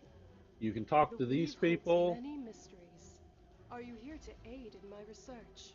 These may be for future adventures. See another glowy one over here? Oh, look there. A mirror that does not really show us anything. Hmm. That could be problematic later on. The Song of the Seven Sisters. Discussion of the seven chosen of Mystra. Each book is dedicated to one sister. See? And, you know, some banners. They really did a great job designing this place. This was where the old Trade of Blades was. Up here, that's the auctioneer if you need to go talk to the auction house. And then, of course, you can pick up companions from there, base companions. And you've got place. Oh, look here. Read excerpt. An overview of the gods of Faerun. The gods of Faerun are numerous and represent many aspects of daily life in the realms. These are some of the ones that are worshipped today. Asmodeus is not on the list of choices that you can have, nor is Bane, nor is Cyric. Gondolar, Grumsh, Kelemvor is. Loth is not. They are. Shar is not. She's the mistress of the night, and Selene is the moon maiden. They're sisters, twin sisters. Sune is Tempest and Torm, Sylvanus. They don't have the Lord of the Dead. Kelemvor is a neutral god.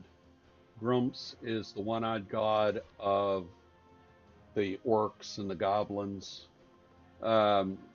Cyric, Bane, and Asmodeus are evil gods, so hence they're not there. So, oh, look there. There is a member of the Sword Coast Adventurers.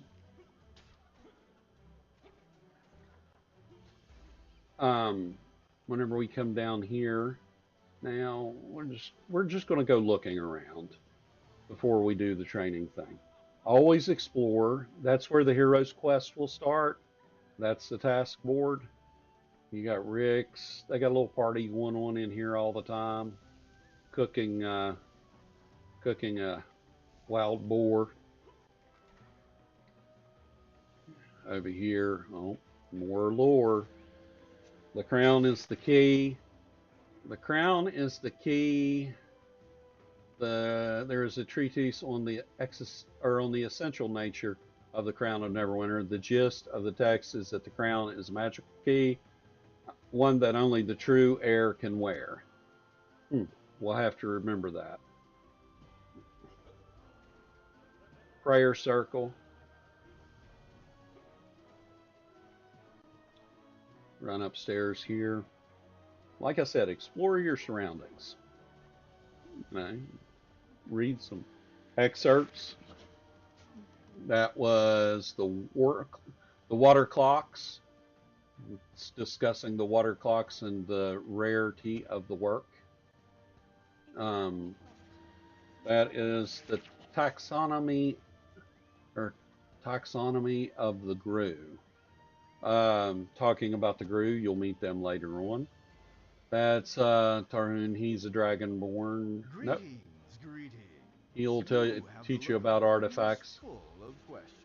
But Ogma is the god, the binder of what is known, all knowledge. This guy here sells histories. These are things that are not in the game anymore. These are areas that they removed. Rothe Valley, they have actually put back in as a straight playthrough. Mount Houghton now is the current new module. If we go right here, read this excerpt. Kelemvor. The Lord of the Dead oversees everyone's passage from life to the death and determines what their deeds in life have earned them in the afterlife. He is firm but fair. Uh, Kellenbor feels that death is a natural part of life, which it is. And that's more lore. You can find this stuff all over the place. The more lore you pick up, the more about the Forgotten Realms you learn. This is an enchant merchant. She sells the common enchants, the common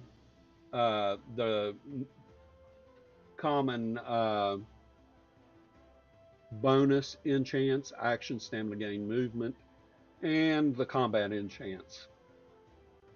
I wouldn't buy the primitive modes. You'll learn more about that as you level. This is the seal vendor. Anytime you get seals of the adventurer and you're a new player, you need to come over here and buy you some equipment. You only have to buy one piece of each of these and only one piece of the Warrior's Raid shirt. Pick whatever's most useful for your class. You pick one pair of pants, one shirt, and 2 rings. As you can see, I have a pair of pants in my inventory as well as restoration shirt and pants. This is General Merchant. The very best things that you can buy whenever you have enough cash to do it is buy a stack. As a wizard, you don't need these. Or wizard or warlock does not need these. Fighter and barbarian do not need dungeoneering kits. Nature kit would be your ranger. Religion kit would be your cleric and your paladin. And then your thieves kit would be your bard and your rogue. Whichever class you are, avoid the one you can pick up because you can pick up those nodes without using a kit. The other nodes you will need these kits. These are where you will get refinement points. You can pick up later on insignia to go in your mount slots. Very important.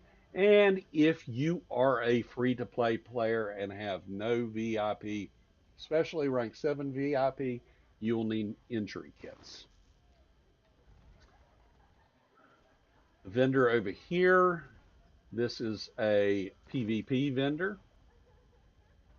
Unless you're doing PvP, you probably won't need a lot of this. There is different equipment here that you could pick up. This equipment here is pretty much obsolete. You get that with Grim coins, which are impossible to come by nowadays for the most part. You get that by buying Glory,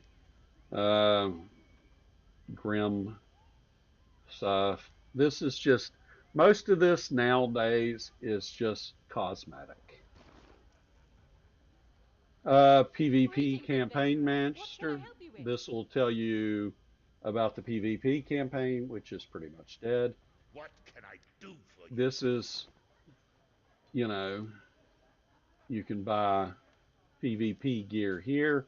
You'll notice in PvP it's 960, but the item level is 40 in regular. I don't really know how that works. This is your mailbox courier. You have some messages. Vanguard, my team and I have assembled the Vanguard in the Dread Ring to confront and hold back Valinder. I've left supplies to you to aid, and please join us. You can pick up the supplies at the rewards claim agent in the Temple of Tyr, Sergeant Knox. We can delete that. And that once again is the same message telling you to go up to the rewards agent. And then that is a piece of cosmetic item. You know, that's from the Galt Neverember, Lord or Protector of Neverwinter, Lord of Neverwinter. And then this is telling me that I have access to the Dragonborn. So we'll just delete those. And this is where you will learn a lot of what you need to learn. You enter the training room. The training room's good to come up here and practice, especially to get used to some of your skills. Once you get through the tutorial, you can come back up here and Courtesy of Tarhun's put up dummies to fight with. With your trainer's help, I'll shape you to a fine adventurer, able to take on any foe. The first thing we need to work on is keeping you alive. You're no use in a fight if you're dead. So, let's practice your defensive techniques. You look like Understood. the type to get out of the way of an incoming strike, rather than risk a lethal blow. Dodging is your specialty, I bet. If a foe can't hit you, you can't lose. When you're dodging, you'll want to keep an eye on your stamina. Each time you dodge, you will lose some stamina. Your stamina will regenerate over time when you aren't dodging. So practice the timing and dodge just before the enemy strikes. Got it? Dodge before the enemy strikes.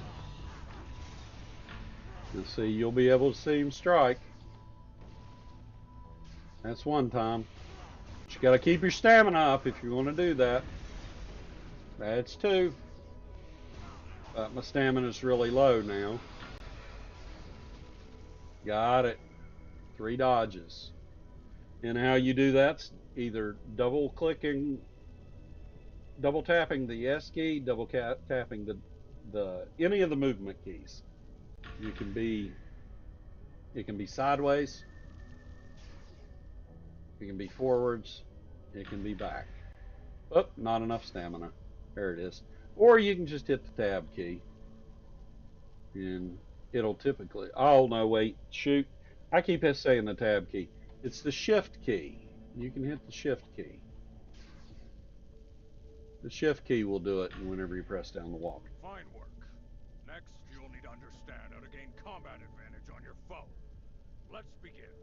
You gain combat advantage when you've successfully flanked your foe. You can achieve this by putting your foe in between you and an ally. If you can manage this, you will both deal more damage with your strikes. Note the ring on the ground when you target your foe, and watch it as it changes color when you have moved into the proper position. Then, you are ready. Strike the flank. See, now here's the thing. See how the color is? No combat advantage. It's got to be purple, so you've got to basically be behind them to be able to do this. You have to flank your opponent. The goal is there. If the tank is over here and the combatant is here and focused on the tank, you want to be behind the combatant, the opponent that is focused on the tank. You do not want to be standing beside the tank. If you are standing beside the tank or standing in the red whenever it hits and you die, it is your own celestial fault. Well done. Keep in mind that your foes can flank you as well. Do what you can to watch your back. Don't let yourself get surrounded. Now, next lesson. Every adventurer has the potential to learn a special technique. What technique you master will depend on your particular set of skills. Are you ready to unlock your potential? As a wizard, your spell mastery allows you to utilize an additional encounter power in combat. Whichever ability you choose to master will be more powerful, and sometimes gain special effects. Simple enough, eh?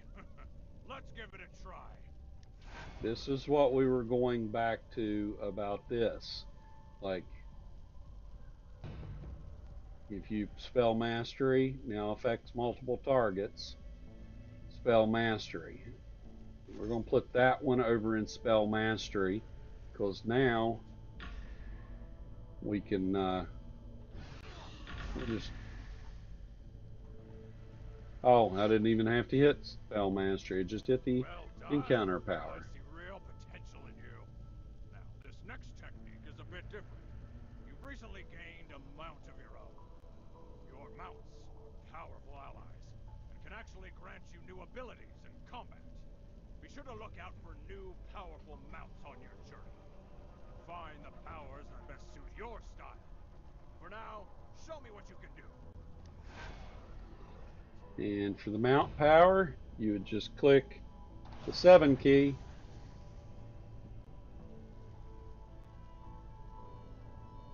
And then go back and talk to This Corbin. adventuring thing really comes easily to you.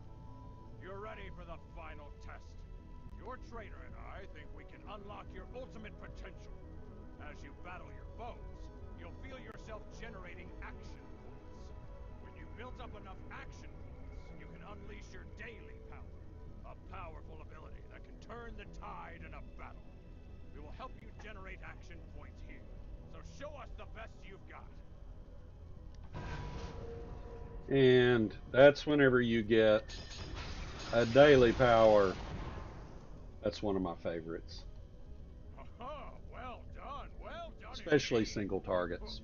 That's about all I can teach you for now. When next we meet, I expect you to be even stronger. And you'll get advanced combat training later on, which will teach you more, but it really should be taught all right now, because there's a lot of intricacies that you don't get until you get to level 20 that you really do need to know before then. Now we will talk to Nox again. What should I do next? That's good.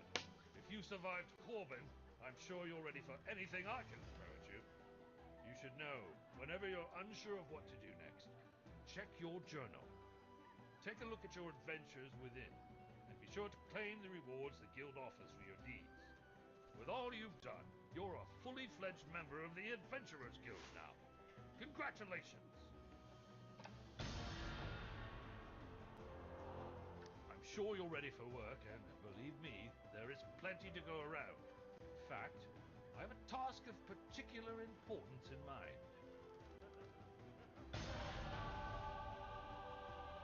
The attack on the city wasn't the last we'll see of Valindra, I'm sure of it. I believe she is now working towards some wicked end in Neverdeath Graveyard. A troop of my gods just returned from there with reports of red wizards and necromantic rituals. I need you to venture into the graveyard and speak with Doom Guide Volok. Put a stop to whatever Valindra is plotting. And there's your next task. But remember what they told you.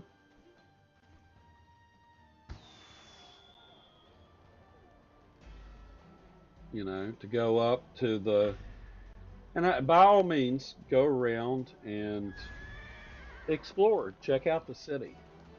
You know, you can see that they've been working on this part down on Deacon Street for a while. In there, and you'll find mailboxes here periodically, and travel posts. And then, of course, in there is where all the Dragon Slayer stuff goes on. You'll get to it later. And there's Artisan's Workshop. Different people around.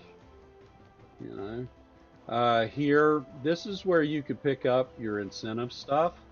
As you can see, if you get to the full 100, you can get a bag or a guard companion or a mount. My suggestion would be the bag, or even picking up some of these epic enchanting stones, or companion upgrade tokens, mount upgrade tokens. These three are probably going to be the most useful to you. Either that or the bag. There used to be vendors all the way through here. This is profession vendor. This is the adventurer seal vendor. So this is the same as the one in the stronghold. But as you get other seals, this would be the one to go to.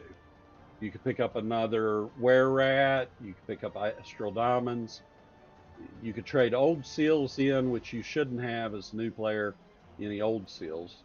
The dragon seals will buy you different gear here. And then seals of the spider god will buy you different gear there.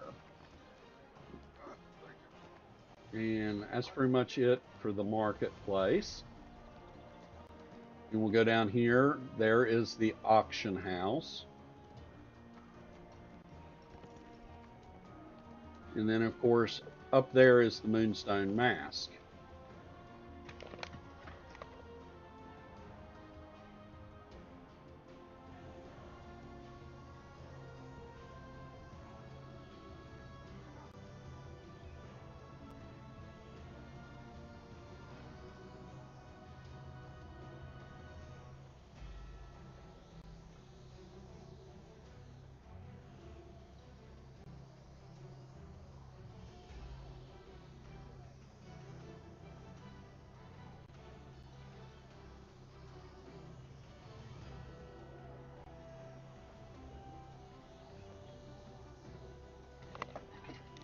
And this is the Moonstone Mask.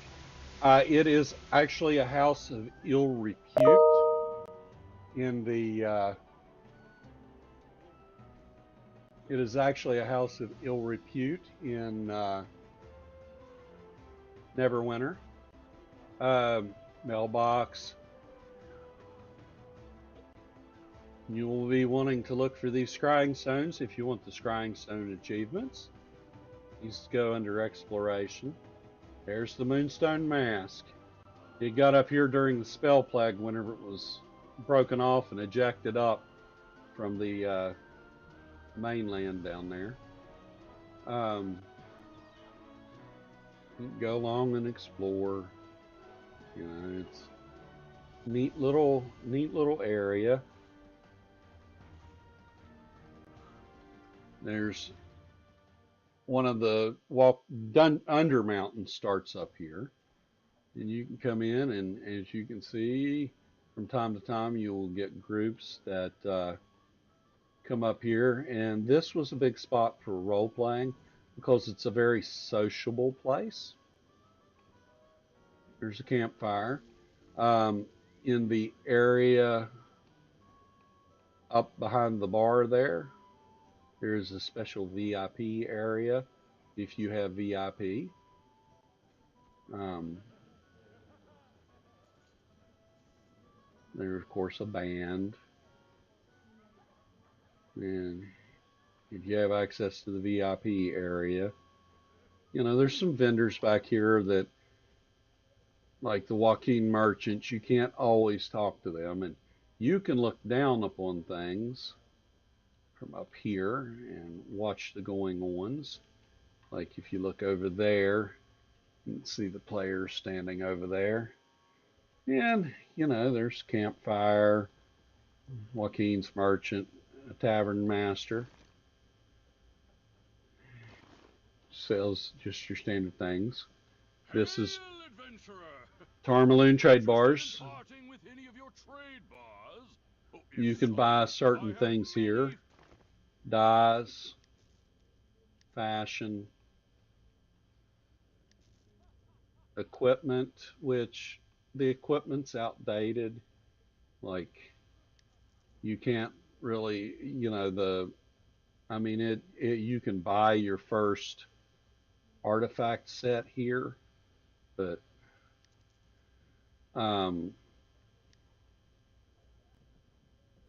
artifacts, you can buy these. These are some older artifacts. You can get some companions. Oh, they've updated it. There's now a Lich in here, and a green scale bowman, as well as a Black Death Scorpion. The tutors in here, the Neverwinter Knight.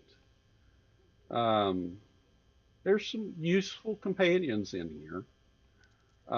Mounts. You can buy insignias if you need to. Mounts. There's different mounts. Oh, they put the apparatus of Gond in there. Giant toad. Hellfire engine. Interesting. They've got a bunch of different ones in here. And then some consumables. A lot of people buy the scrolls or the health stones. The insignias will have different powers like critical strike, crit severity. That's that's offensive combat. Evasion, awareness, deflection. Those are defensives. Then you can get some of these that'll give you other bonuses like hit points, gold, glory. I don't suggest using those. These will help bolster your item level up. And of course, you can go back and look around the rooms and see if anything's there. You can also get to that merchant here from the trade bar. You get to that merchant there. And Do you have the Wondrous household Fur. item? Now, we've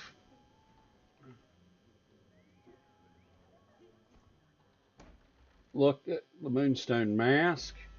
A little fun tip. You see this person looking over here? There's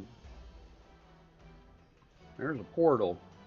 Just go ahead and jump in it. And Fallen Tower Jumper. You used to only be able to get that in the Tower District. Whenever they took the Tower District out, they moved that up there. Which, you know, it's fun. There are a lot of Order of the White Star people out today. We're going to slide over here now. And it said that he left you some supplies up here.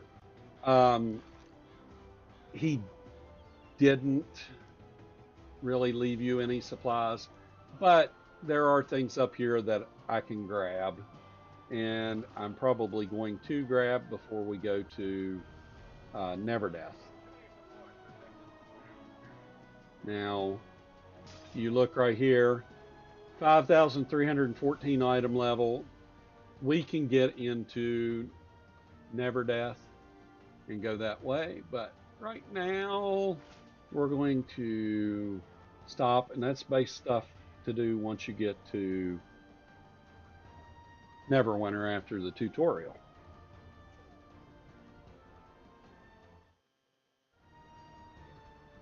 So what I'm going to do now, since I'm kind of breaking things up, is this is all stuff that I've picked up over the years. You know, things I have bought from the Zen market or got rewarded. The claim stuff, that's a little pet. It goes in here, see, vanity pet. Let's see, I got an emote there. I don't think I can use that, but I'm going to try anyway. These are cosmetic sets that I have picked up over the years as rewards,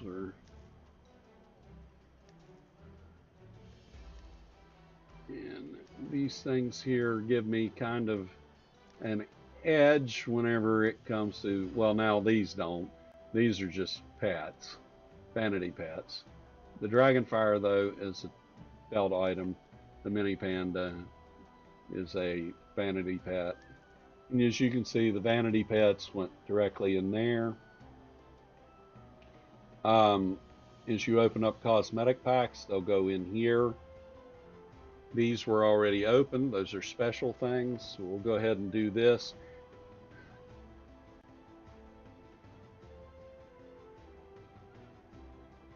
Convert to Appearance Library. Convert to Appearance Library. Convert to Appearance Library. Now we'll go in here and we're going to use that, and then we'll start with the fashion stuff. Now that comes out here. Yep, it will not let me use that because that is barred only. So we'll just discard that right there. Does me no good at all. However, anything that I can wear will go into the fashion thing, or this is gear transmutes.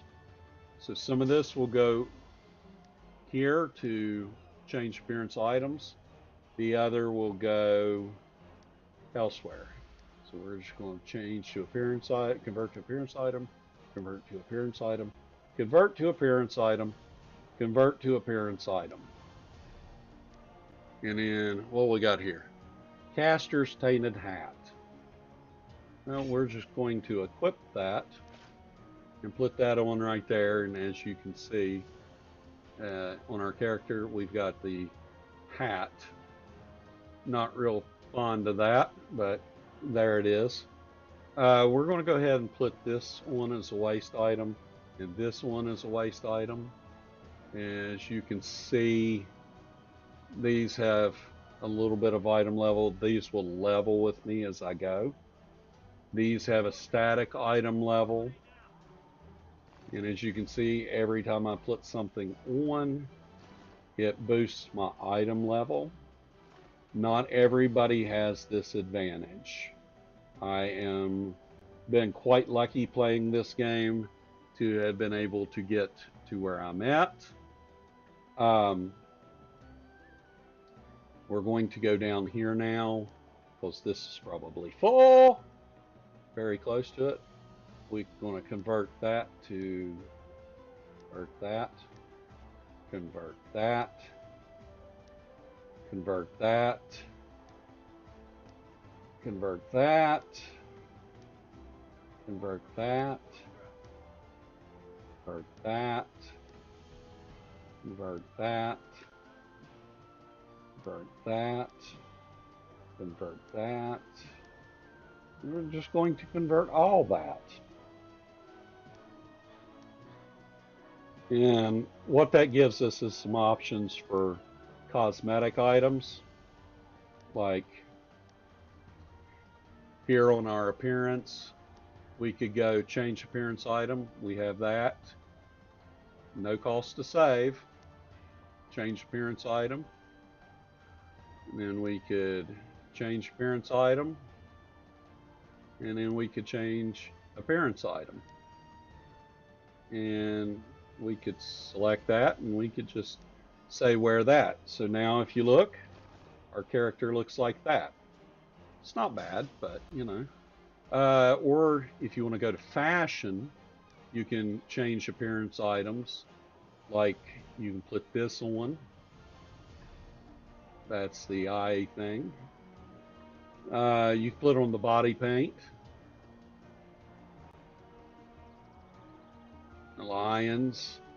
You can wear the crown. You can wear the, what is it? The circuit of the hero, the crown. Not a lot of difference between those two. This is the happy tiger adornment. That's the bounding rabbit ears. And then, of course, the mighty lion's helm. And then the same thing with this. You could do, that's the platinum adorned outfit, the northern heroes garbs, the happy tiger top, the bounding rabbit top, and then the mighty lion. And then you could pick up some pants depending upon what you wanted to wear. We're going to cancel this and we're just going to wear this gear here. Now we're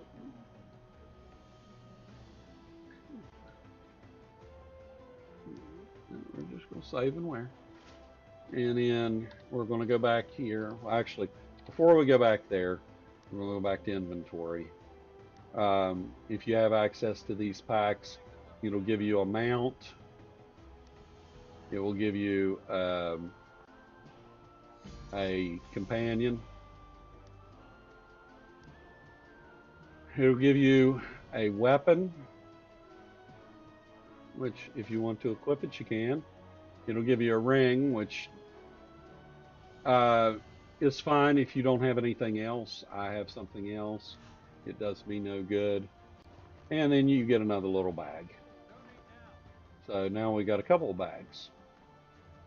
And then we'll just do this piece by piece. We're going to take this down and put this in this slot.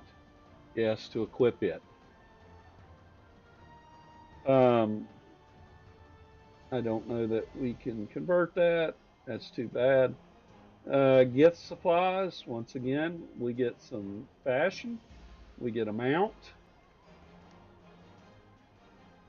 we get a companion, and we get a 30 slot bag. Not bad. So you see 12 slots, 30 slots. This is a 72 slot bag now. So they recently increased the size of your primary bag, thankfully. It was only 42 slots. Once again, we're going to, here, we'll just move this to the end. We'll open this one. You get a Panther pet. You get a title.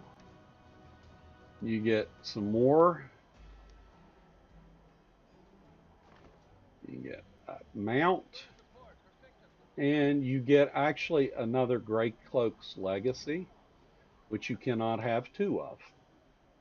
And you get another little 12 slot bag. Isn't that nice? The Moon Elf supplies. That's for the Moon Elf pack. You get a Dawn Unicorn. You get another set of regalia, a little companion. She's kind of cool. You get a Loom Weave enchantment.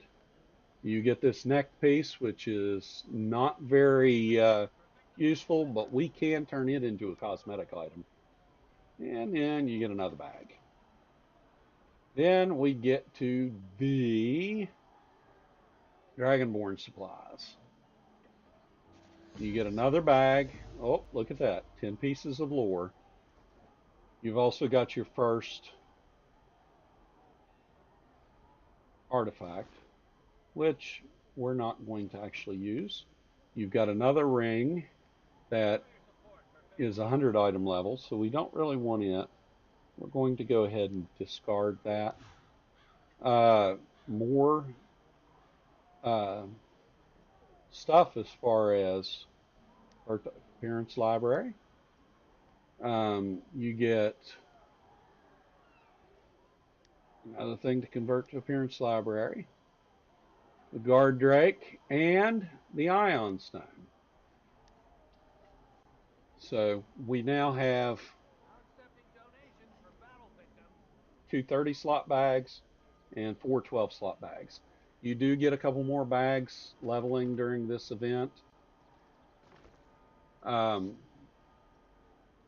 we claimed everything there. We're going to claim stuff on the promo tab now. We've already got that. We're not going to claim those, but we are going to claim the Dragon Bone Blades. We'll go ahead and claim this pack. These are artifact packs. Another title for you. Crystal Soulflight, Marco's Marker, Beacon of Meteor Swarm. Yes, these are out of the they are out of anything that's got one available. I'm not reclaiming that. I'm leaving those in there for later.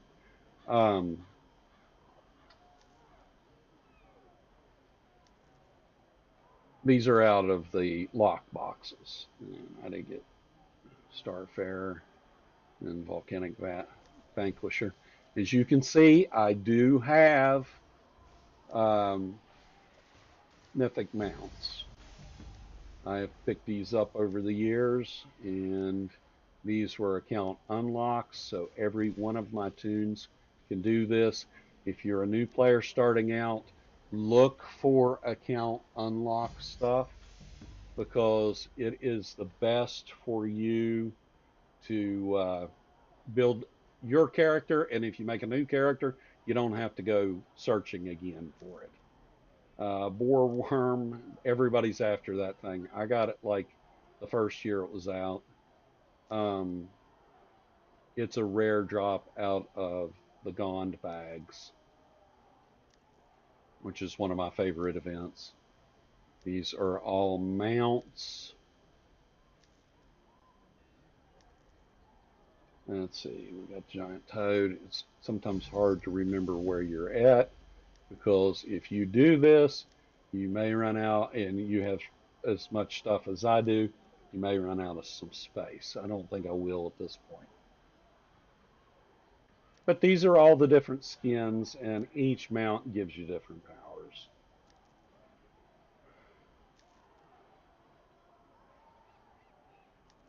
And we're actually going to jump up to another tune here in a minute. These hand. And I want to get this tune set up because, well, I just want to get him set up.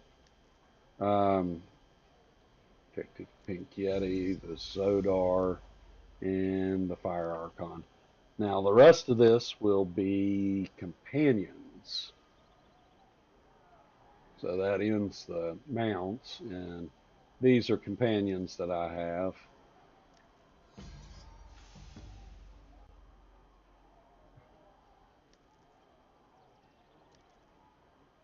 I've also bought a lot of stuff out of the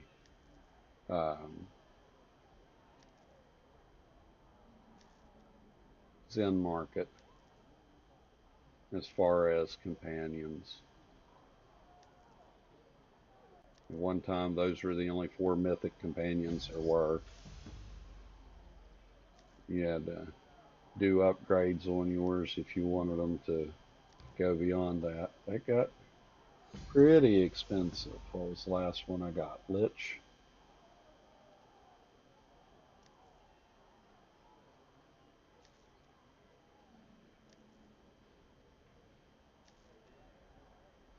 Companions of the Hall. War. That's Corbin the Venerated. That's the guy that you were just training with. Werewolf, Neverwinter Night. See, the ones of these that you can buy out of the trade bar store, like the Greenscale Bowman, are not account unbounds. Most of these, like Cavatos, came out of a lockbox, I'm pretty sure. These two I purchased through event currency. These two I got as a reward for events. This was a drop out of a companion box I got. That I think I bought that one.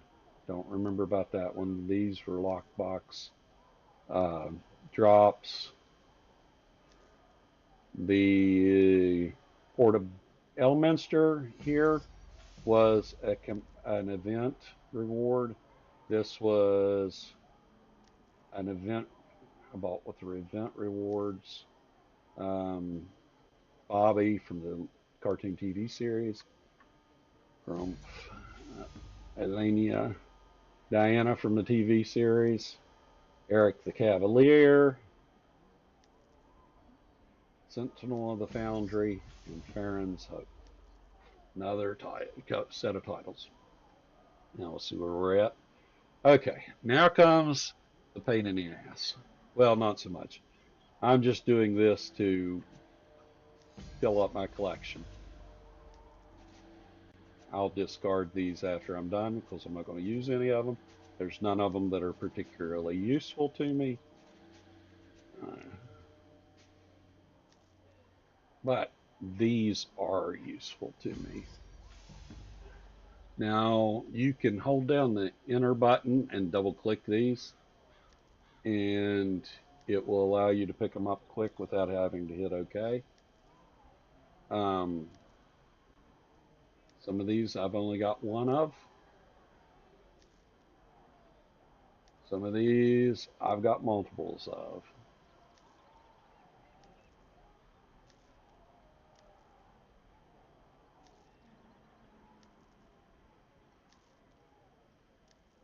And the thing about these are bound to character on pickup. And the interesting thing about this is all these are single ones.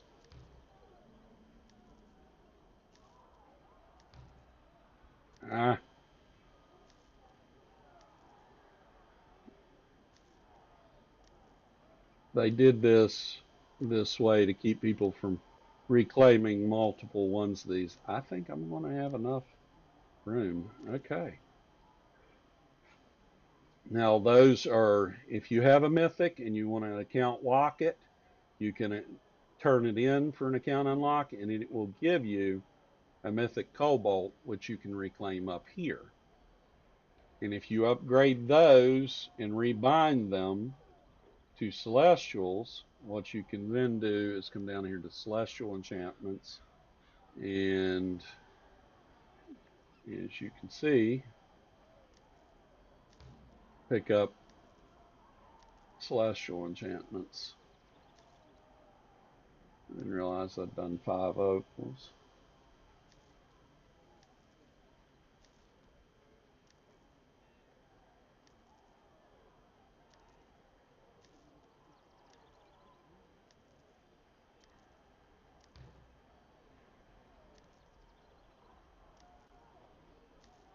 See, and as you rebind them to account, the mythics disappear.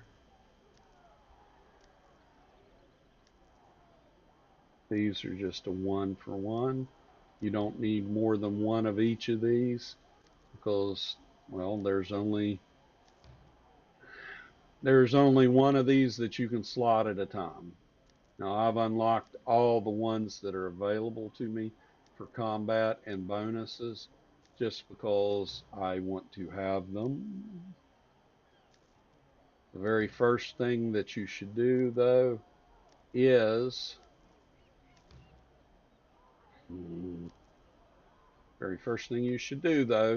this, and just go ahead, and if you have the availability, no matter if it's legendary, mythic, or whatever, the first thing, and you can see right there what my item level went up to with 100% companion bolster. Oh, but we're going to swap out of the stable. Oh, that's not with 100% companion bonus. At the moment, I have no companions. What we're going to do right quick is we're going to call up a mailbox.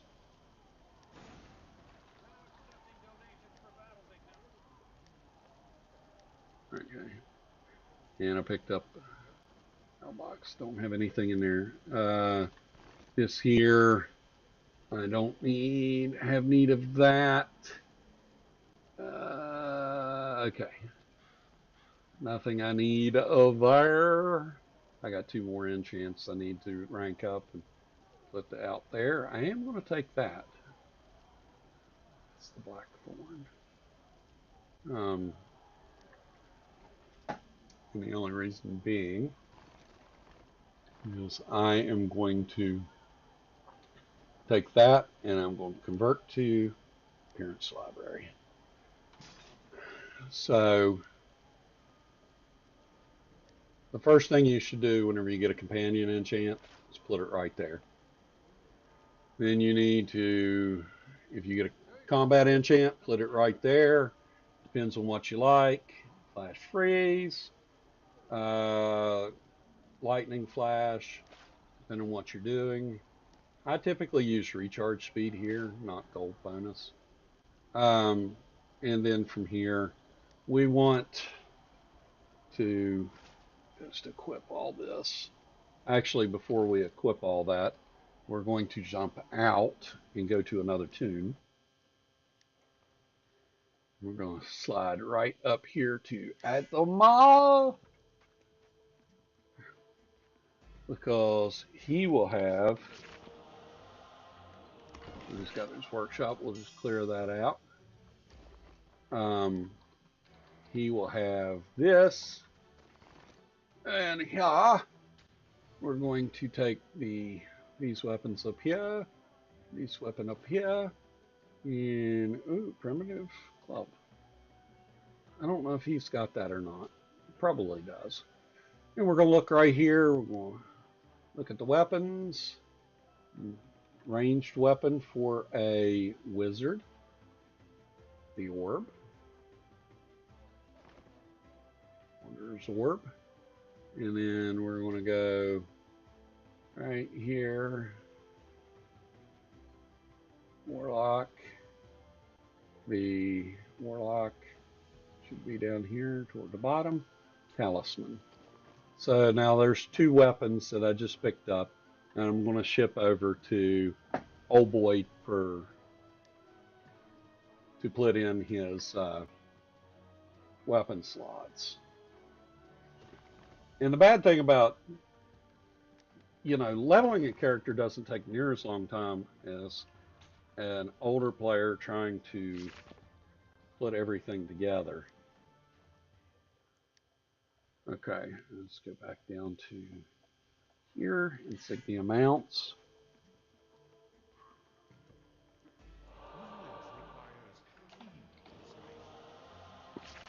Clear his workshop. That's how I make my gold right there, folks. Okay, reply. We need to send some Regal. We'll send that. And we'll send that. And then we'll send that. And then we'll send that. And these, I'm just mailing these to myself.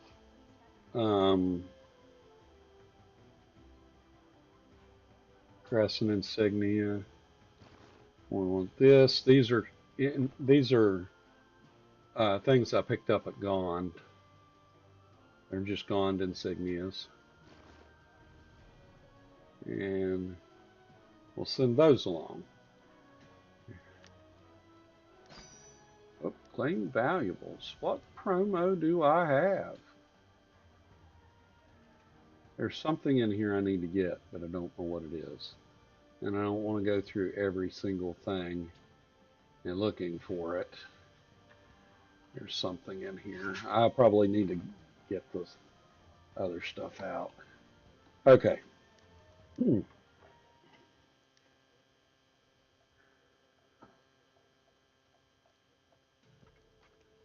Earl Ravenscroft. Okay. First off, appearance. We're going to disable all visuals on that. We'll leave everything else, but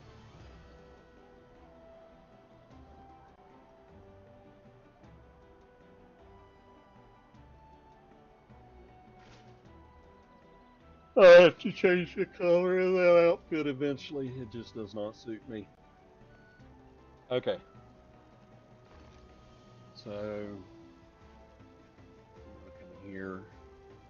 Get rid of these titles. We're going to open that up. That up. Open that up. Open that up. That'll give us the actual, we're going to equip that there.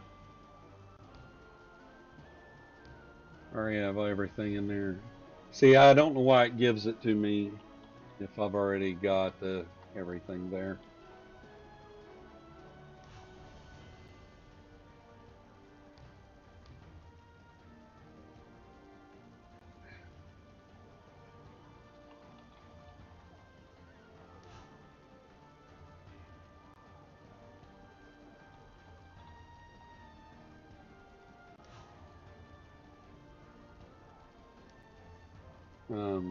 I'll open these boxes up later.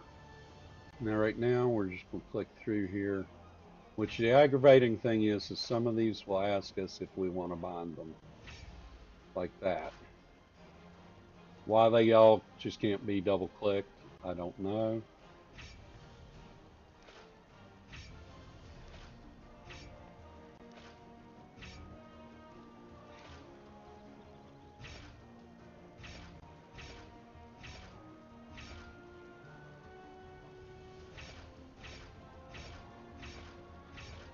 But you can once again hold down the enter button and it will automatically do that.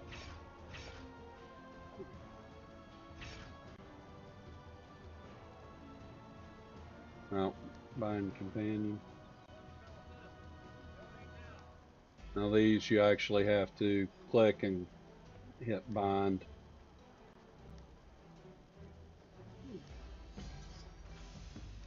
Ten companions.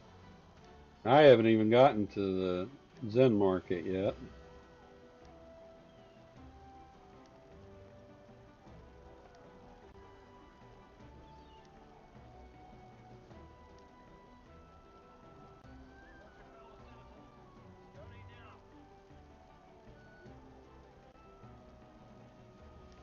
Let's see here.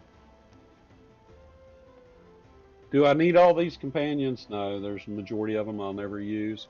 But each of them gives a different power, like 1.9% critical strike and crit severity, but that bonus rating increases by 25% for every one that you load in there.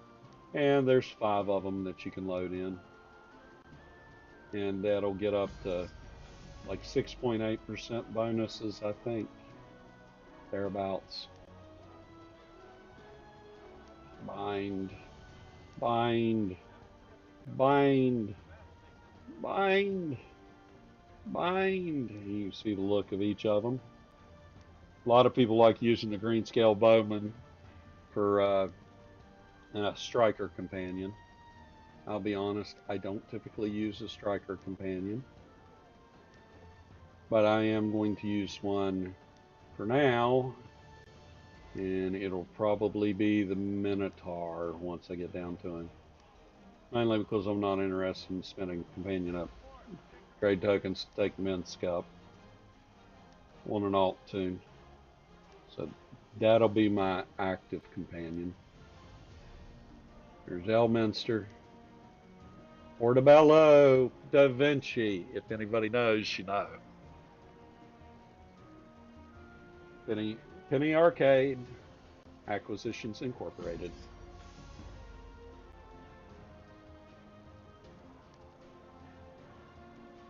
Bobby. Rumpf. A grown-up Diana. And Eric the Cavalier, all grown up. We're just going to discard these because they're just inventory space now. We have gotten every class artifact because we completed every class, and had at least one tune go through the Vault of the Nine, I think it is, mission. And what we're going to do here is we're going to come here. Oh, I remember what I forgot to do now. Companion equipment. Now just at this, look, 25,000 item level. So I went from 5,000, equipped some stuff, went to 12,000, and now I've got more. We're not going to do that. I typically do potency. I want something 750 here, so we'll go with probably Forte, something 750, which would be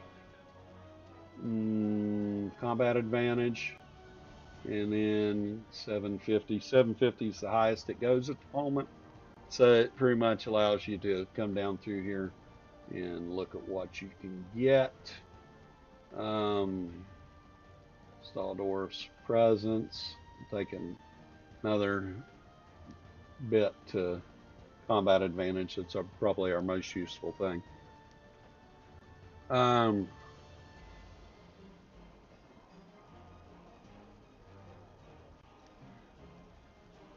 going to put garnets all the way down this. Normally I wouldn't, but garnets are going to be my best friend at the moment because I need the defense. See?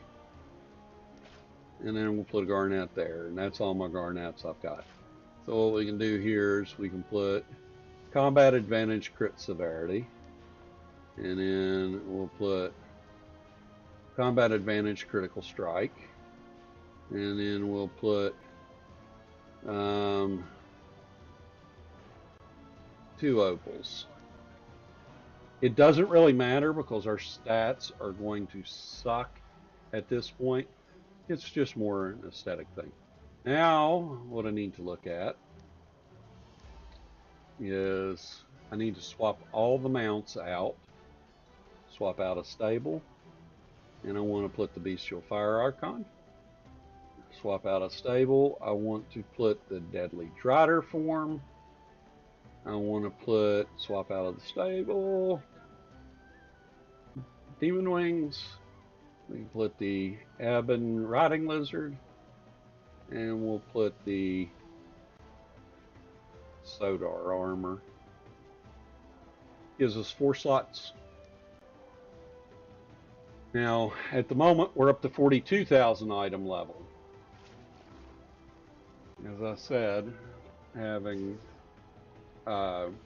access to, legacy stuff is really handy.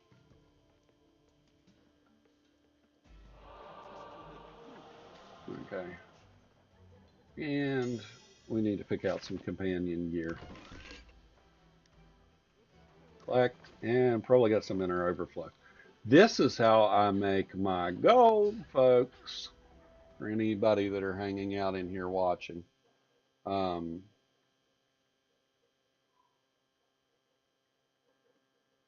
This is exactly how I make my gold. By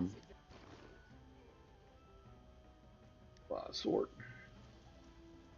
If you watch, you can sell 3 of these and it gives you a gold. Every 3 of these basically gives you a gold.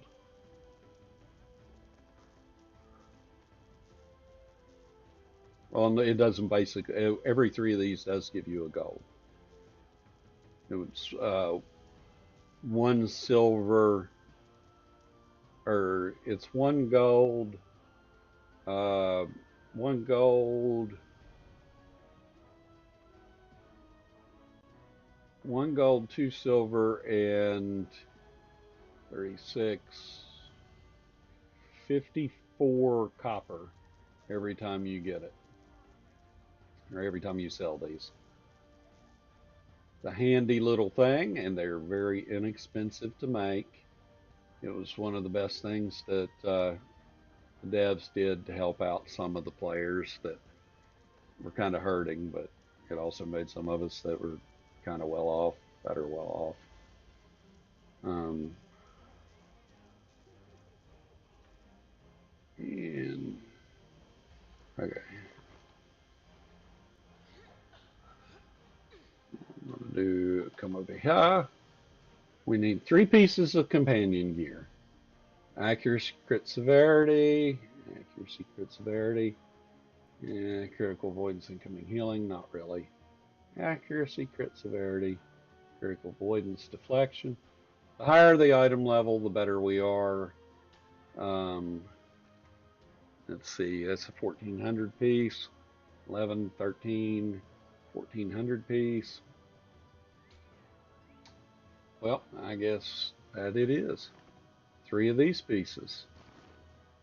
Let's drop them in there. And then, as I forgot to get it, nope, there they are. Okay. On the auction house, there are some cheap packs sometimes. You can only do 1 of each collar, but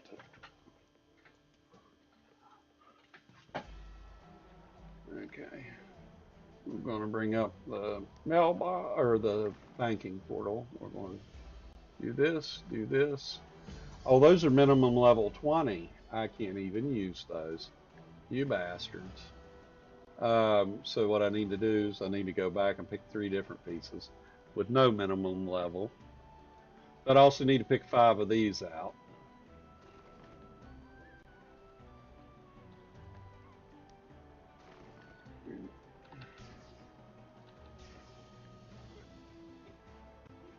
I didn't pay any attention to the level on those.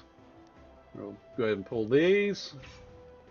Go ahead and pull these. And then we'll go right here. No. Change character.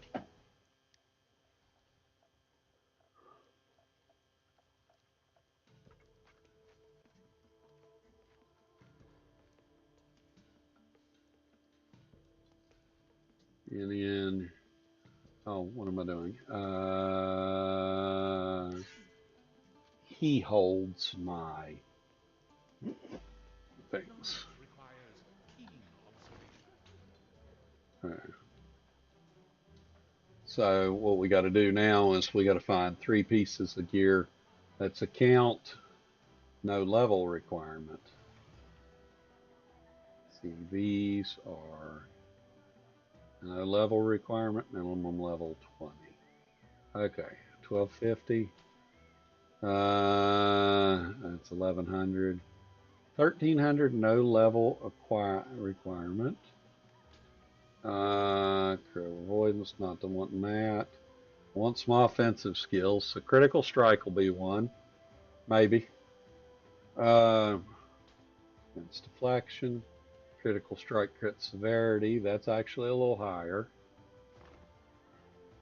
Trying to avoid double stats, even though that's a very high item level thing.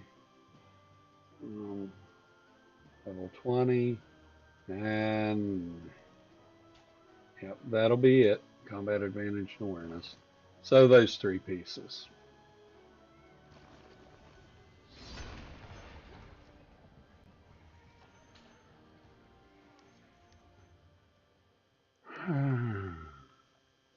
We'll go back up here to Thurl.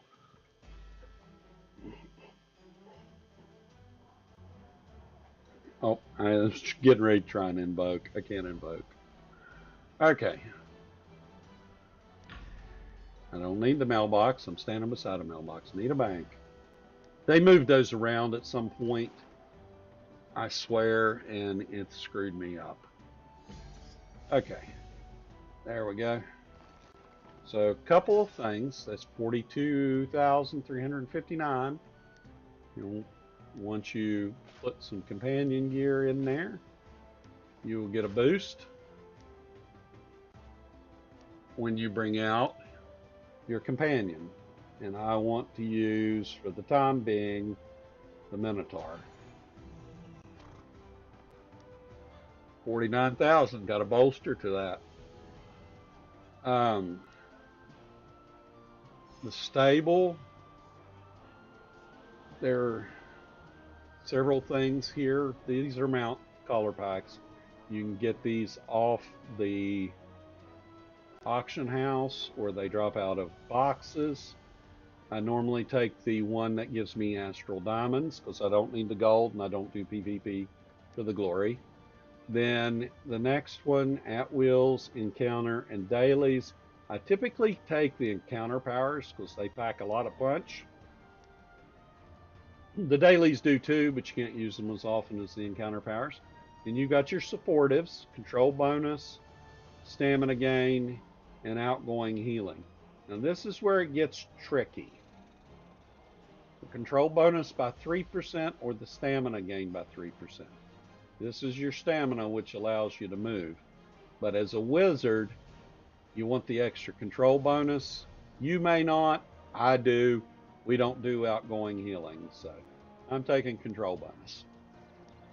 Then we've got, that's our practical, our sturdy, and you can only have one of these collars for each one.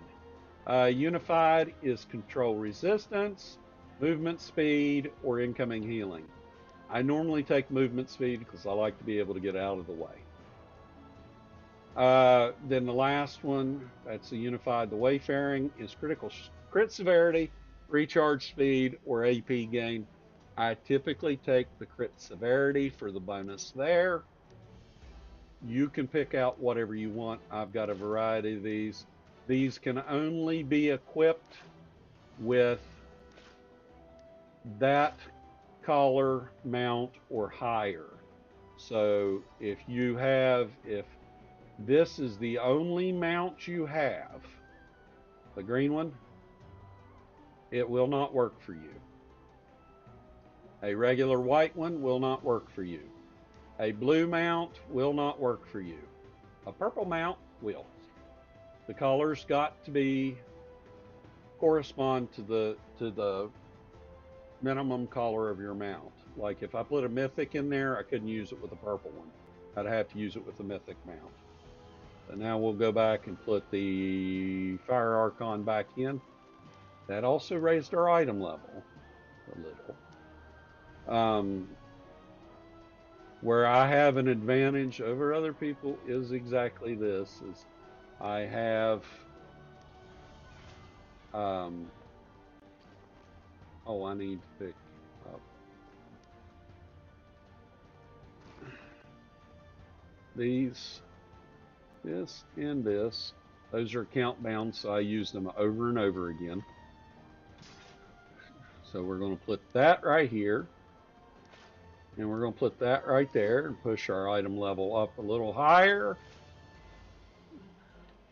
And then we're going to do this to the Gray Cloak's orb, convert it. We never dispose of anything.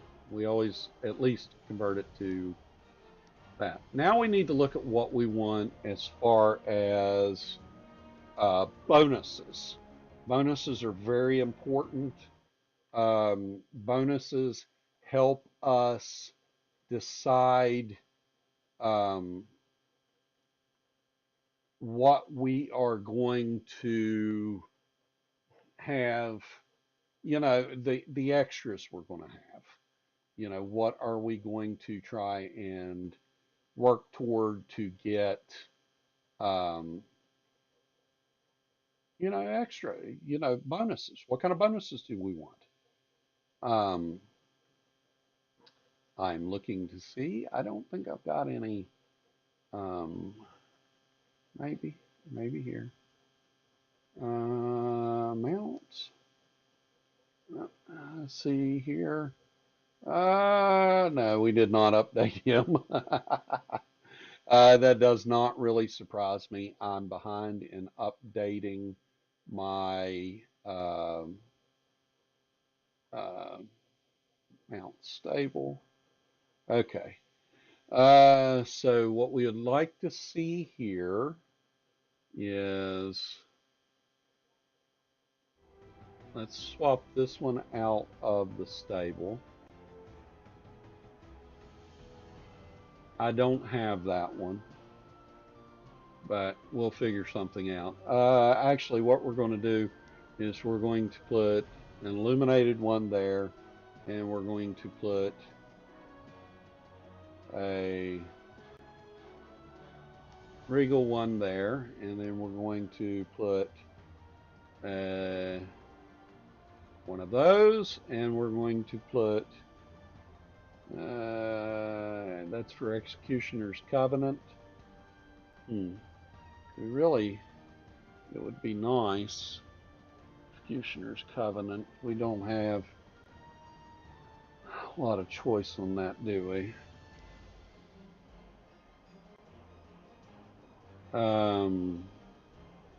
Executioner's Covenant. We'll put that in. We didn't get our extra bonus. You can get a 20% bonus to item level in that. But, here we are. Why is that flashing? I got nothing to claim in there. Are they? Oh, we are aware of an issue that there are some feats on loadout. Workaround is to change paragons. We're working on a solution. I don't care. I don't know what paragon paths it is, and so far I've had people surviving. We're going to put a regal here. We're going to put a barbed there. And then we're going to put 2 crescents.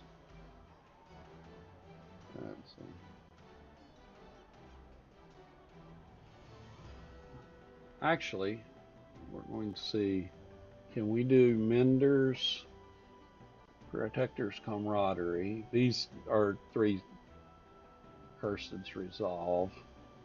Cursed's Resolve. Artificer's Intense. We'll do this one first. Artificers. We're going to put 1 there, 1 there. We need 1 there, and then Mender's Covenant. Oh, We can do the Mender's Covenant there. Decreased offensive ratings. And not a big boost there, but as we gain space.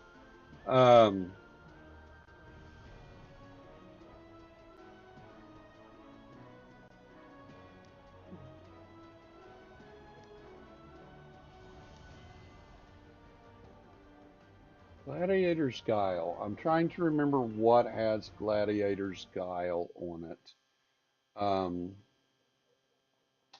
And wouldn't you believe I closed that out? So now I got to go back and we'll look for it. I don't care about that. Yes. Discord. I want to look for something here right quick. Companions, adventure campaigns, mounts. The all new stream is still running. Good. I'm glad it's still running. I need to find. That's not the one I want. Mod 19. What did I do? Where did it go? Where did it go? That's not the one I wanted. Shoot. Don't get me wrong. That's Gladiator's Guile. Does any of these have Gladiator's Guile? Yeah, probably will go without Gladiator's Guile. Let's see. Valgora. Neverwinter's Hand. Yeah. Back, Dark Butterfly, Golden Rage Drake. Yeah, I don't have a lot of those. I had a. What did I do with that? What did I do with it? I'm going to bring up a web page here real quick. I'm going to go looking for something. Tips, best damage, chase items, all four. It's the Planet Fitness Strong Choice Sale. Join for $1 down. Not what I wanted to have pop up. Module 28, all 4 slot mounts. And let me see if this is the. There it is. That's the PDF I want. I want to download that. That way I don't lose it. Oh, maybe I already had it. Okay, well. Trying to figure out what exactly I want here.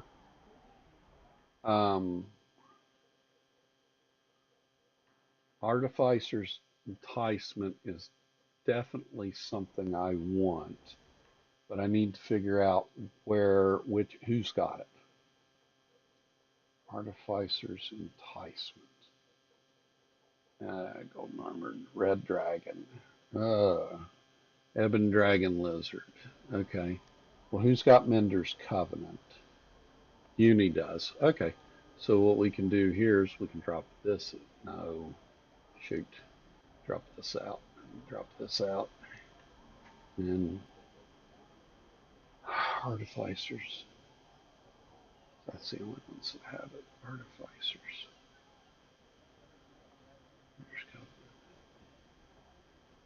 And we'll do that. Well, we don't get the extra item level, but hey, it'll be all right. What other one are we going for?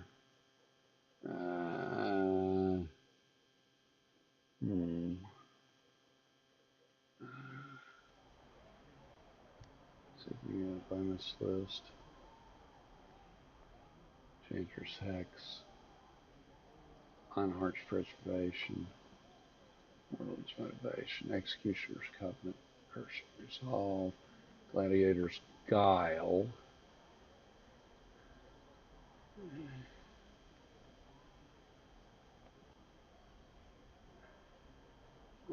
Let's see.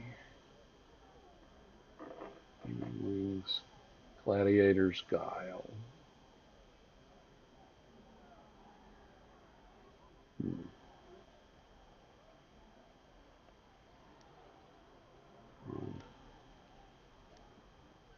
Gladiator's Guile. And then nothing. No bonus. No bonus. No bonus. That's a pisser right there. That's a pisser. You have to work around some of this. Signia bonus list. Lionhearts. This is the Mender's Covenant.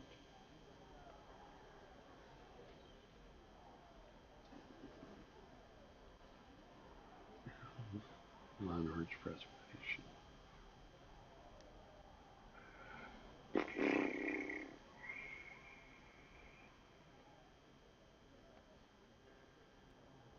Lionheart's Preservation.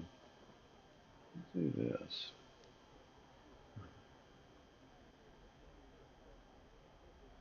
And we'll get rid of. Oh, Lionheart's Preservation. Yeah, let's find something else that we can stack in there. Signia bonus list. Assassin's Covenant. That gets overwritten.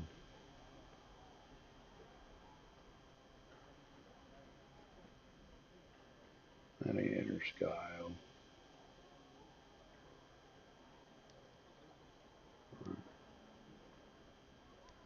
And then Gladiator's Guile. Eliminated, and I think this is one. I'll put a barbed in there. But we can put that in there and not take a bonus. Mender's Covenant.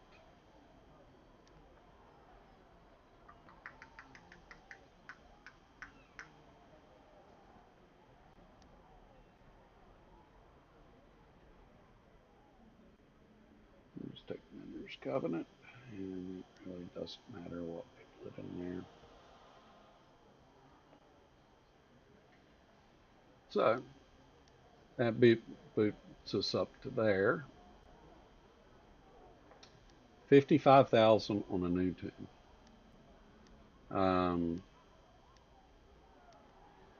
I think that's the best we can do at the moment.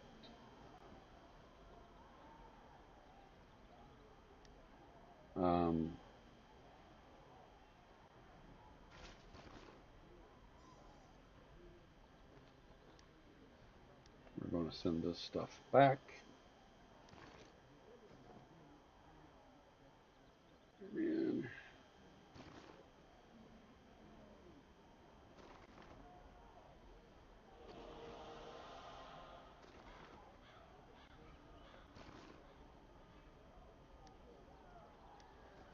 we'll go down here and look at something. I'm pretty sure that we can't do, and see if you want to put an illusion in, you put it in here on appearance, remove visual, loom weave, and we can look and see what it looks like. I can't really tell anything. There's there's grass growing around me. Yep, I don't like that.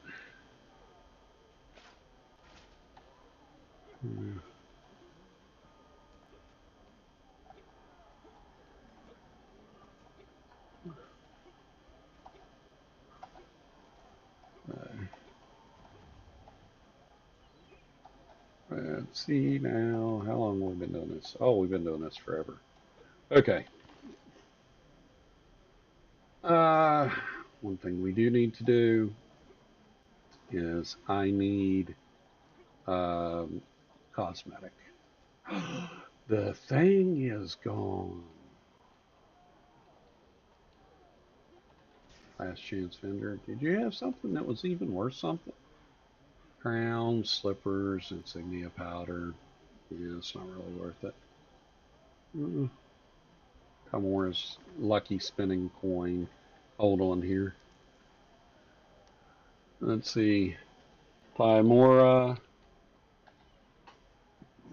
Looky there. Lucky spinning coin. You do not have enough money. I thought I had some AD. Okay, let me pull up a bank. I'm going to get 6 AD out because since he doesn't have one of these, and these are dirt cheap, even with the improvement one, we're going to look because it gives you 3% any random stat.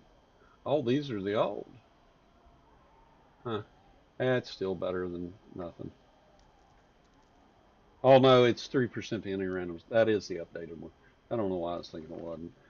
Because it used to be 500 to one random stat, which was like pissing in a barrel. You take that. What you do with this after it pops up there is you take it and put it down here.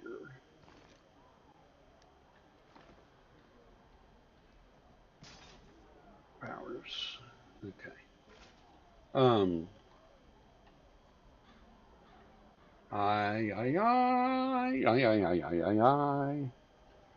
am going to do something here right quick. I'm going to go now. I will talk to everyone later. Thank you very much for stopping by.